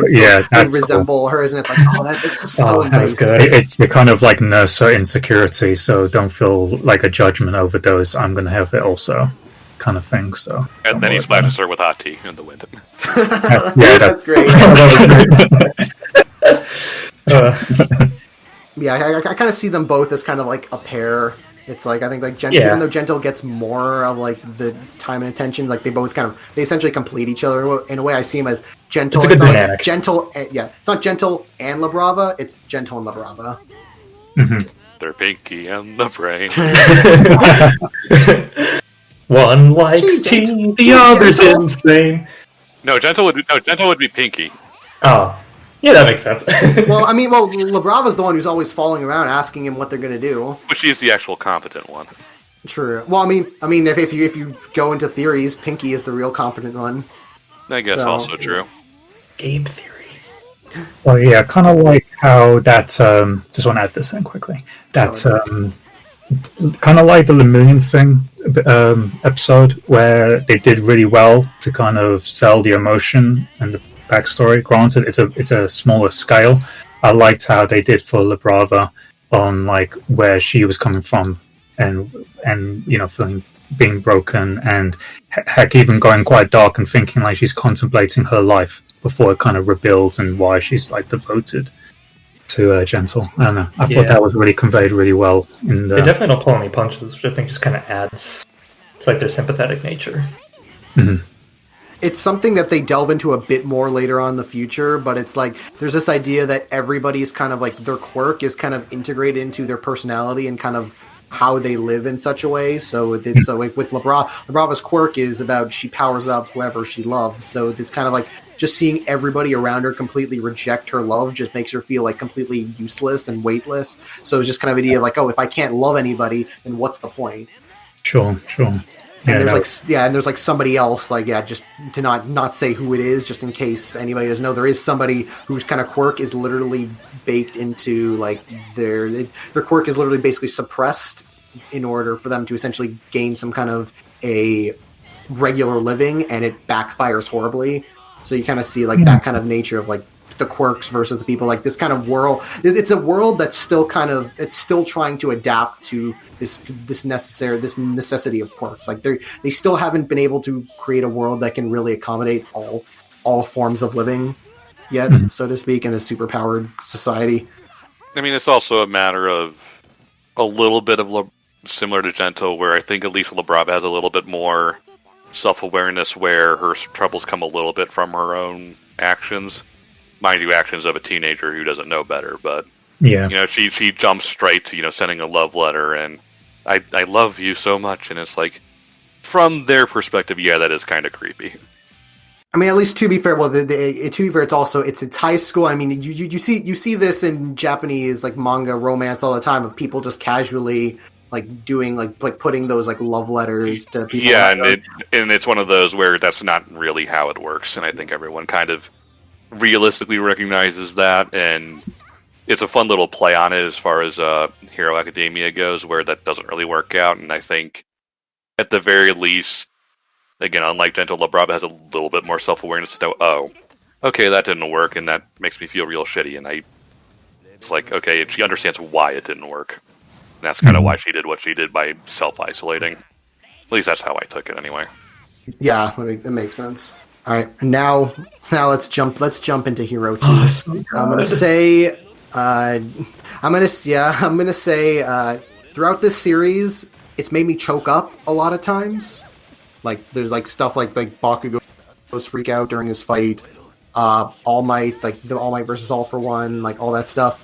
The ending of the Hero 2 is the first time this series has actually made me cry. Like the tears actually when Eri is there and the chains of Overhaul come off her and she smiles and you have Mirio looking on and he's like, "Hey sir, do you see? She smiled," and tears just came down. Like while Jiro's singing blast throughout everything, I'm like, yeah, I'm crying. Like this is why I love this series. It's just the amazing music, just everybody just having fun, all smiling children. It's just, oh man, like this is. I was gonna say this is where all the money went. This is where all the money went, but I mean we'll say that for a minute, but this is where some of the money went. The animation is good, but they designed the sequence in a way where they didn't have to try super hard with the animation budget. Not to go too extravagant or anything like that. Mm-hmm. Yeah, it's a good sequence for sure. The Eri payoff is basically the emotional payoff for the entire season, which is done great. It's I feel like the song isn't quite what I had in mind for the tone. I mean, that's just personal preference at that point because music is very subjective. I just feel that something a little less poppy and a little more rocky would have worked better, considering Jiro's personality. Yeah. I think I think they do mix like rock because there's a lot of like hard like rock and like used in that song, but it's still kind of poppy. But like because the whole idea is that it's for I can get that. I can see how they integrate Jiro's kind of rockness into it, but they still have it's poppy because of the whole like cultural festivalness. Like they're trying to cheer people up, so I can kind of see why they'd want like a poppy song like to dance along to versus like something hard rock. It's like a commercial pop punk kind of vibe, I guess. Could be one. Yeah, that puts it best. Again, it's not bad in any means. I just feel that thematically something a smidge harder would have fit Jiro better as a singer. But what are you gonna do? Yeah, but they do also throw in like they do throw in that little nice of Jiro, like throwing like giving Jiro some like additional backstory too. Oh, Babu Jiro. Baby Jiro. Yeah, that was nice. Although one person on another Discord I go on got like super pissy about that. It's like, why are they throwing in her backstory right now? It was never foreshadowed and blah blah blah. It's like Jiro's the C plot. Yeah, there's never going to be enough opportunity, really. There's never going to be opportunity to get everyone in this class a big long arc. She's getting something, and it works. Yeah, be happy for it. Especially with a huge cast like this, that's like it's also like it wasn't foreshadowed ahead of time, like Kirishima stuff. It's like you don't foreshadow everything from the get go. One, that requires way too much writing in the setup, and two, it's like when you're doing a serialized series like that, you can't afford to plan for everything because inevitably something's going to change based on viewer ratings or who's popular or who's not. Also, I mean, and it's kind of ironic considering that Jiro is one of the few parents we actually seen before. We've actually seen her parents like during the she's I think there's one of the 2 or 3 parents, and this whole arc before where they kind of like Jiro was kind of at the center of like taking this the music stuff to saying how she's like kind of been nervous about playing music stuff. So it was foreshadowed pretty much like for a while now. So it's not really like of all like the out of nowhere flashbacks. This is one of the least out of nowhere. Yeah, it's just like, okay, mind you, it's a person who just says they're a fan of the series, but whenever I see them talk about it, they're always complaining. I like Ada doing the robot. It's very important. Yeah. That's great. Mineta gets his hair. That was money moment. That was a big laugh, yeah. I know because I went through and read the manga just because the whole, of course, like the manga and the anime are gonna like with this scene because there's no music, so it's gonna play off very differently. I mean, there's even like when this manga was first released, it was unfinished, and they had to like just because of stuff that was going on at that time. So the finished version was released later. Yeah, the Jiro close up was unfinished, and Hori was really disappointed he didn't get that out in time. The 2-page spread in the manga. Yeah. Mm-hmm. There's a bunch of little things that it's like it would obviously like it would break the pacing to add these into like the actual like the song segment. Like there's a part where like they do Mineta's harem and it cuts to the audience. They're very unimpressed about that. And then like near the end when Jiro does her big like scream moment, it cuts to Bakugo and he's like, I thought we said no improvising. It's stuff like that. That's fun. It's stuff like that that's funny, but it obviously would break the pacing. So it's like it's good that they cut those. And then then the other. After reading in the fourth School Briefs book, they have like a whole chapter that's dedicated to Class 1B's play, and it's great. The return of the prisoner of Azkaban and whatever it is. Romeo and Juliet and the return of the prisoner of Azkaban to what was it? Yeah. They basically copyright claim the play. Yeah. Yeah, and it's great because the whole thing is just they have Romeo and Juliet, they have Star Wars characters, they have Lord of the Rings characters thrown in. Horikoshi. Always got to get his Star Wars. Yeah, Horikoshi loves his Star Wars. This isn't a spoiler, but recently they put in Jakku. Yeah, I was about to say. And I'm like, oh, he's doing sequel stuff. God damn it! Or Dagobah Beach. He did draw. He drew like he drew a poster for Last Jedi when that came out. So it's like he does like the sequel stuff. So it's like that's cool. He's adding more of that. Well, it's more like if you get a chance to live your dream by drawing something you love so much, you take it regardless of its quality. Yeah, and then you get that. You get there's like the little things. Yeah, it's because I just recently read that book, so now that's all I'm thinking because they expand a lot on like a lot of the other things. Like most of the stuff that you see in like very brief like snippets in the series of like that they fully expand in that book. And it's really like if you want to see more of like just kind of that like little stuff they didn't really show in the series, I definitely recommend reading that book. Do we actually get an explanation for Eyelashes Girl? Oh no, there is actually a funny thing where it's like she's very like she's part of the support chorus with May, and like it's revealed like she's like very like she's very motherly to May, and like she cares for her and like helps her out with her like because the like a Kendo and stuff thinks that she's very like snooty and upstart like but then when they see her like being really caring for May, it's like oh she's actually a nice girl, she's actually someone nice. So it's like they have a little arc for her in that book. But yeah, it's just she just has giant eyelashes. That's it. I think that's what's it's just weird because whenever I see her, all I can think of is Ivankov from One Piece. I love how just goofy Nejire, like just Nejire doesn't care. She's just always happy. Yeah, Nejire is the most wasted character right now in Hero Academia. Yeah. They say she's one of the big three, and she has done nothing so far. Yeah, they just kind of push her. Yeah, she's just on the side, just not really doing much. Yeah, so in that way, Nejire kind of irks me, which thankfully, at the very least, she's not around much to be irksome about. It is one of those, if you want her to be the big three and have her be, like, important, quote-unquote, have her do something, please.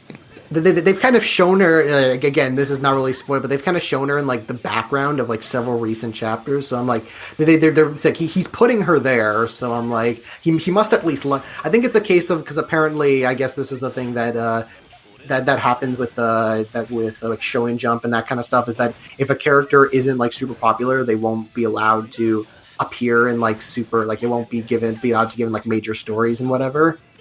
So it's like he'll try to like sneak in like characters and stuff he likes. Like I think he mentioned that he really wants to do a story about Mina, but since Mina isn't that popular, he's not allowed to. I don't know how true this is, but I know that he said on Twitter that like he really likes Mirko, but he wants to continue like have the story keep going.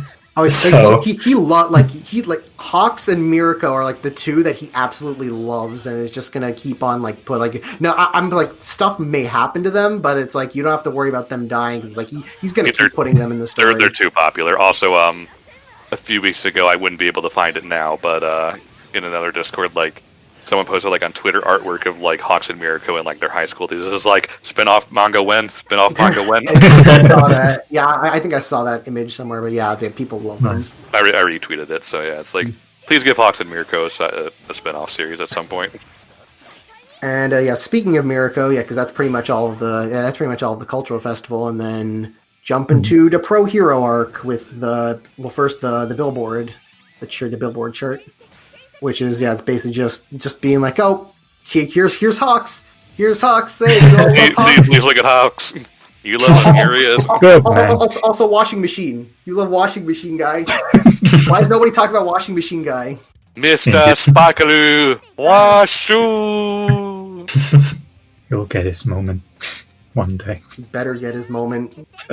He's better than Mirko. Actually, no, that's not a lot. That's a lot of Mirko. That's amazing. Washer hero. Fat Americans do not know what Japanese culture is like. Sorry. Also, I want to know what is it in universe and out of universe that makes Best Jeanist so popular? Like Jeans. he's popular outside the manga, but not like super popular. he Yeah. made it into in the same popularity poll that Hawks and Endeavor were. He made it onto that list, and I'm like, how? He didn't do anything. What was his He's place? been gone for so long. He was like 6. He wasn't. He was above. Wait, he was. Endeavor too. Oh, wait, he was 6. He was really high. I up on was the- like, know I was like, for I sure. understand if he made it on the generalized list, but 6th. Yeah, he went up so high, and I was like, what happened? Why? Because, again, this was right after the Pro Hero arc, where it was, Endeavor, obviously, after everything that happened, Hawks, because everybody loved him, but then he was there, and I'm like, is this like a joke where, like, Best Genius basically just got to the top 5 due to participation and people liking him, so they decided to vote for him because? It's like, I'm still never going to understand what happened there. I mean, it may be what is it, like the Going Marion One Piece, where that always makes the list somehow? It may just be like something like that, where it's kind of like half a joke. Yeah, that's what it feels like. It has to be a joke of some sort. Yeah, I was right. Yeah, number 6, and Endeavor was number 8, Jeez. Ugh. and Hawks was number 4. So I was like, yeah, that was it was a weird one. I know recently, all 3 of them have been bumped out of the the most recent popularity poll. That makes sense, if only because they haven't been around much. Yeah, Well, Hawks has, but not the other two. I think Hawks is like 11 or something, but yeah, he's like close. But yeah, I really like when Hawks was first introduced in the series, when he's basically just kind of shitting on like the whole idea of the billboards and how it's just kind of dumb. I was like, okay, I don't trust this guy. I don't know what it is. I mean, I kind of like him, but I don't trust that face. I've learned not to Just trust wait. I have learned not to trust pretty boys anymore.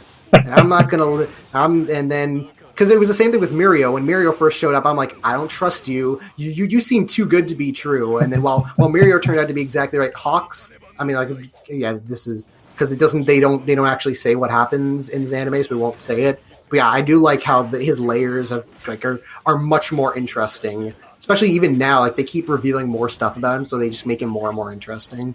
Oh yeah, definitely. I can get why people like him because he's a super hot pretty boy, but he's also like really interesting in like what he's actually going for.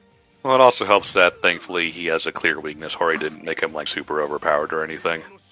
Yeah, he just has good control over his power. He's not like unstoppable. Well, he's not powerful, and basically anyone with fire just wrecks his shit. Mhm. And then this is basically the start of the Endeavor story arc, as to say, where he kind of like he kind of like becomes in some way a main character in his own way. I mean, this is like a 10 chapter arc where he's like Midoriya isn't even involved. Like none of the main characters. Like now he's like the center of it, which is pretty refreshing, honestly. It was always a really interesting idea because like just the idea of like taking this character that they make you really hate and now being like, now we're gonna make you kind of like him, and for a lot of people they really succeeded.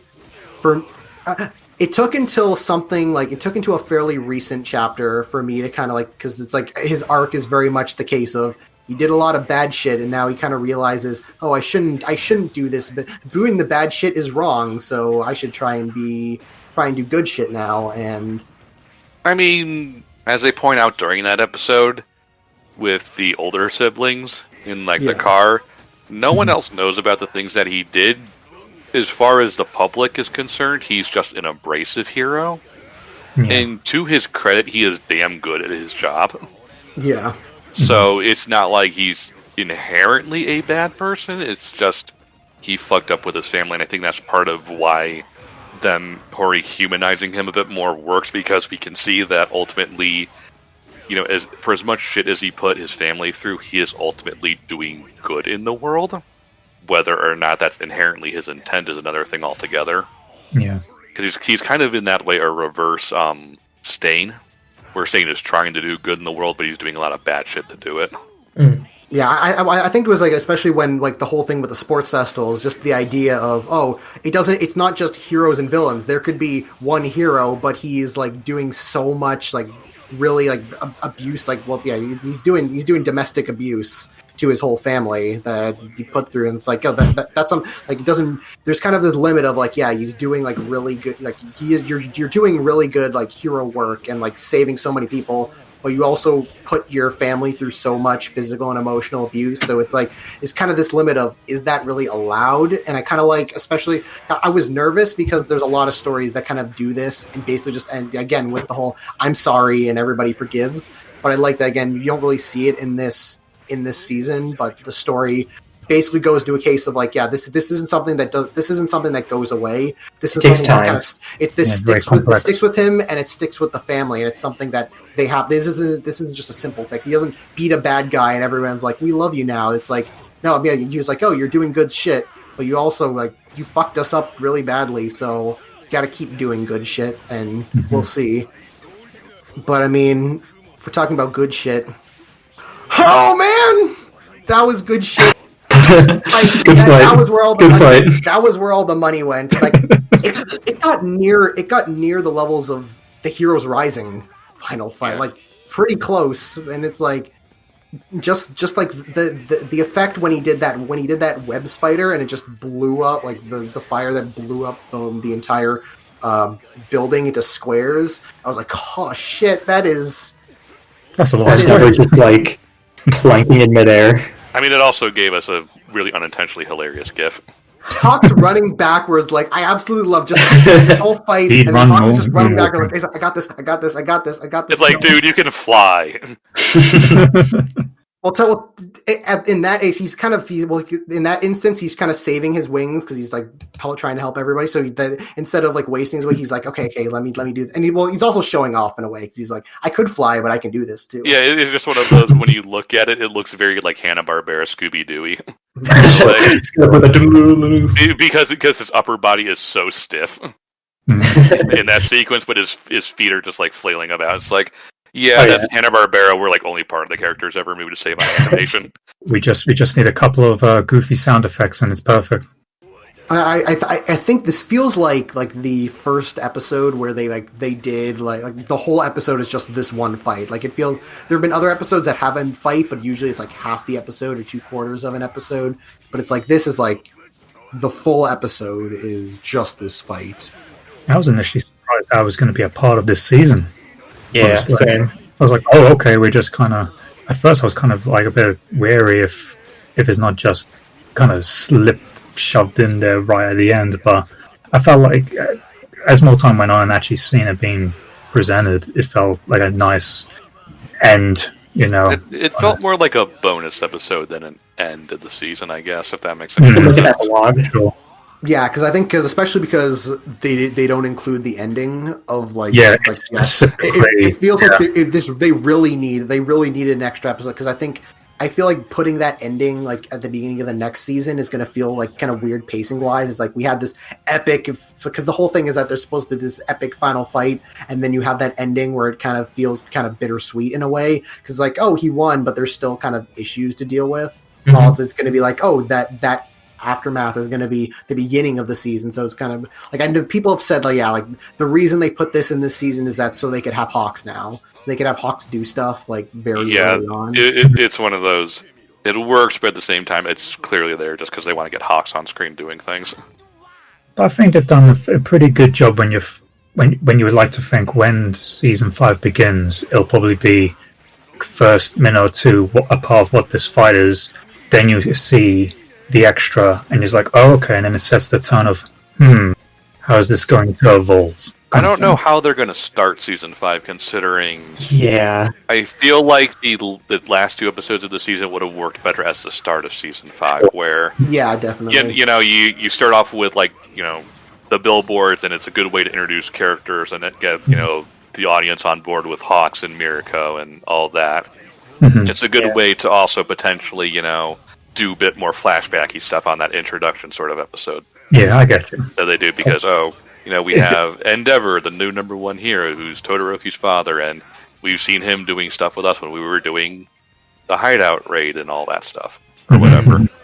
It would have been a nice opportunity to kind of, instead of like inventing a filler recap episode like they did here this season, you can just expand what we are going to be seeing from the Billboard charts, and then be like, and here's this, remember this.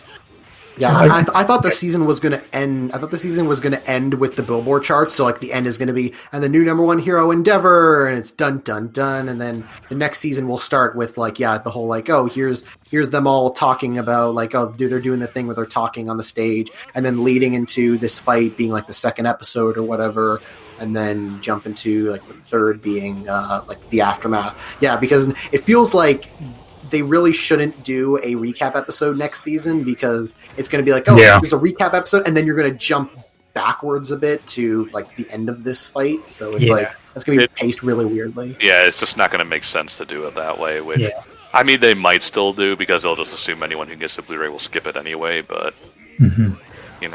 we'll see how they do it. It's just. It's going to be odd. Well, I really like the episode and the fight and all that. It's just kind of a weird place to end the season. Yeah, at the very least, they at least knew to give the fight all the money, like basically just dump all the rest of the money they had like left to kind of give it a reason to exist. Because if it was a good fight, then it would be like, oh, you could have probably saved it for next fight and make it a better fight, but it's like, no, you made it like the best it possibly could be. So yeah, it's one of those. I also think that partially that they did this because they could dump all the rest of the season money into it, rather than if they started another 12 or 25 episode season, they'd have to ration out the money a bit more.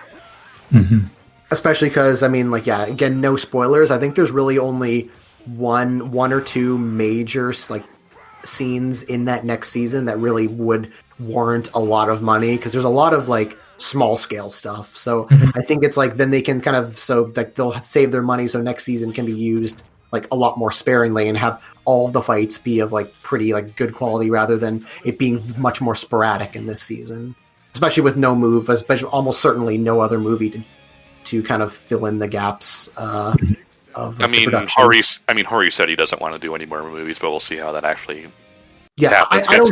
Considering it most likely made a lot of money for Toei. It made a lot. If there's going to be a third movie eventually, I just don't think it's going to be like, they're not going to do like, oh, just wait a year and a half. Like they're probably going to wait a couple of years, especially because depending on how the series goes, considering where they're at in the manga, they may just wait for it to end and do like the epilogue movie sort of thing. If that makes any sense, which I could see them doing. But yeah, I don't see them doing like a movie for another few years at most. Especially considering again, as of right, what I'm assuming season 5 is going to be pretty much going up to where we are right now in the manga. So it's like they are pretty close to catching up. No, it depends on how much they want to do with the. Not really a spoiler because it doesn't really talk about any plot stuff, but it depends on how much they want to do with the 1A versus 1B situation. I think it's because since the 1A, 1B, it's like their chapters are very short and it's pretty much all fighting. I think it's gonna be like kind of like the overhaul rate. It's gonna be very like condensed in sort of way, so it'll probably be less than half a season. Potentially, And but then- at the same time, that's also a good place to stretch it out a little bit more and give the 1B characters a bit more screen time to endear themselves to the audience that they don't necessarily get in the manga. Yeah, I can see that. I'd agree with Ryan. Especially if, as you said, there's less outright big fights, so that could be a place they could flex the animation budget and muscles a little bit.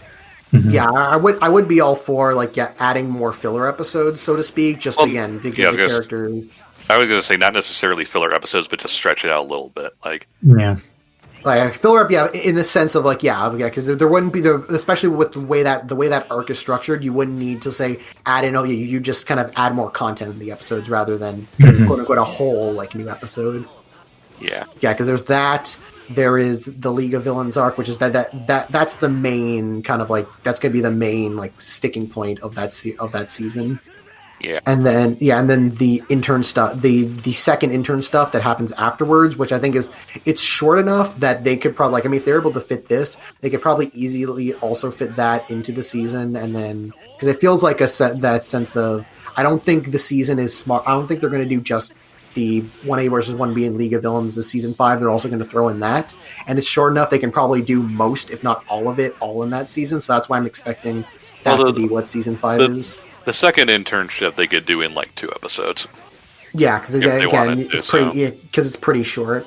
Yeah, and then that would leave season 6 to be the arc that's on right now, which is just one big. Well, the thing is the villain stuff isn't like super long.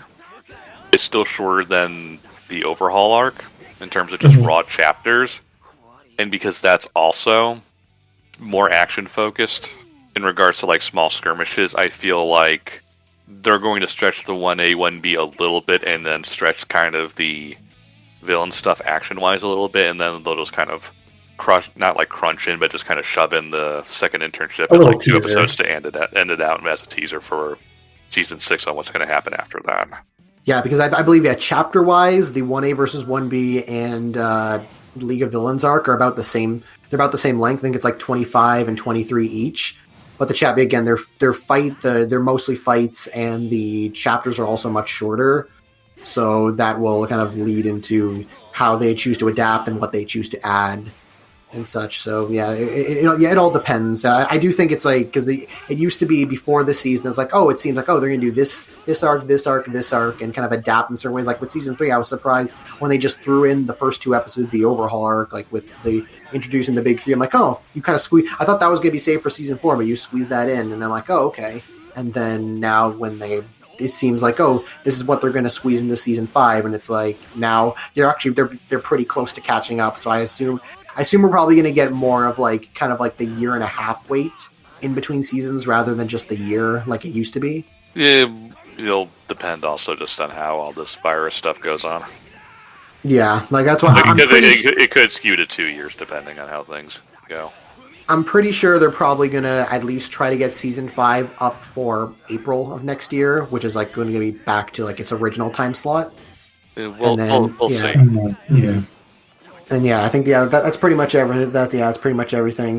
We do get that little hint towards Midoriya's dream, which they kind of threw in because I was like, I was pretty sure they're gonna. I was pretty sure that's how they were gonna end the season, even though they kind of jumped forward a couple chapters to get to it. I hate that plot point, but we'll get to it when we get to it in season 5. Eventually, in the long future. Foreshadowing. Ooh. Yeah, that's season 4. I guess it's kind of weird where it's like I because I'm so used to thinking of the seasons like the stories by like arcs and stuff. It's hard to kind of see it as like this whole season compared to last season compared to the previous season. I just kind of look at the arcs themselves and how they're adapted in certain ways. So it's like that's why it's hard to think of like is season 4 like where do I rank season 4 among all the seasons? More so just kind of like the story, like how I rank the story arcs. And for the most part, I think watching the anime wise, I think makes me put the overall arc a bit higher up on my list. Oh yeah, same But here. other than that, yeah. It's hard to say because Hero Academia overall is so very strong. I would still say I prefer 2 and 3 better than this, if only because it's not bad, but they're There are more like I'm trying to find the best way to put this, comparatively speaking. There's more kind of stubbing your toe a little bit along the way in Season 4, whether it be animation mostly due to them having to do the movie, or just the story not necessarily living up to ideas beforehand, because we're moving on to different characters who may or may not work as well as our main cast that we've grown accustomed to. Yeah, the story in Season 2 and 3 does grow a bit more than Season... because Season 4... Yeah, Season 4 does feel more of like, even though a lot of happens, it does feel more like side stuff, so to speak. So I can kind of see how Season 2 and 3 feels like it's juggling more, yeah. It's stuff the characters are doing, but it doesn't necessarily grow the characters who are the main ones, I guess, if that makes any sense. Yeah, no, I can see that. Because, like, I mean, like something like, say, like Bakugo, who's like a mainstay thing, like who's like at the forefront of like the first 3 seasons, and here, other than the remedial core, other than the 2 remedial course episodes, he's pretty much in the background for most of it. So, same with All Might, who's like pretty much like he's pretty much like in the background for a lot of it as well. So it's just the kind of case of where the story's going. A lot of like the bigger characters kind of get put to the side just because they're not needed at the moment. Yeah. Yeah. I mean, it's still a very good season, so not trying to discount that. Just not quite as good as 2 and 3 in my opinion. I think I'm quite like on a similar boat. I realized with this season, I had quite a bit of a critical eye with how, kind of like touching on like the animation and execution of the presentation, that it kind of, to my own responsibility, just I take this on myself, that it kind of took me away from it sometimes, rather than just like appreciate it in this medium regardless. And I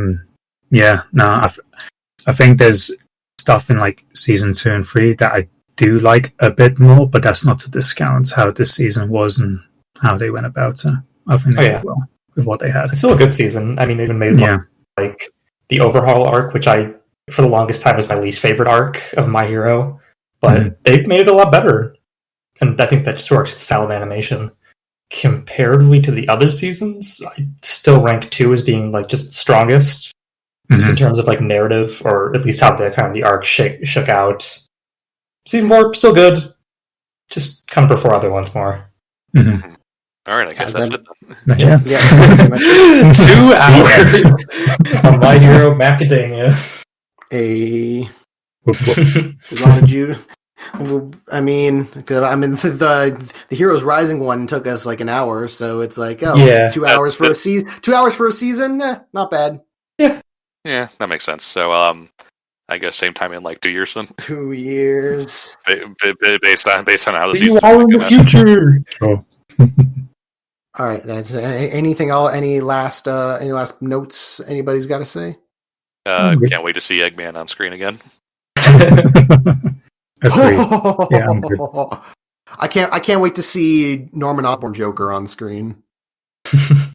I'm excited for Death. Oh no. Thanks, Jack. The tone's now like... Yeah, no problem. Have a good night, Jack. Right. See you later, everybody.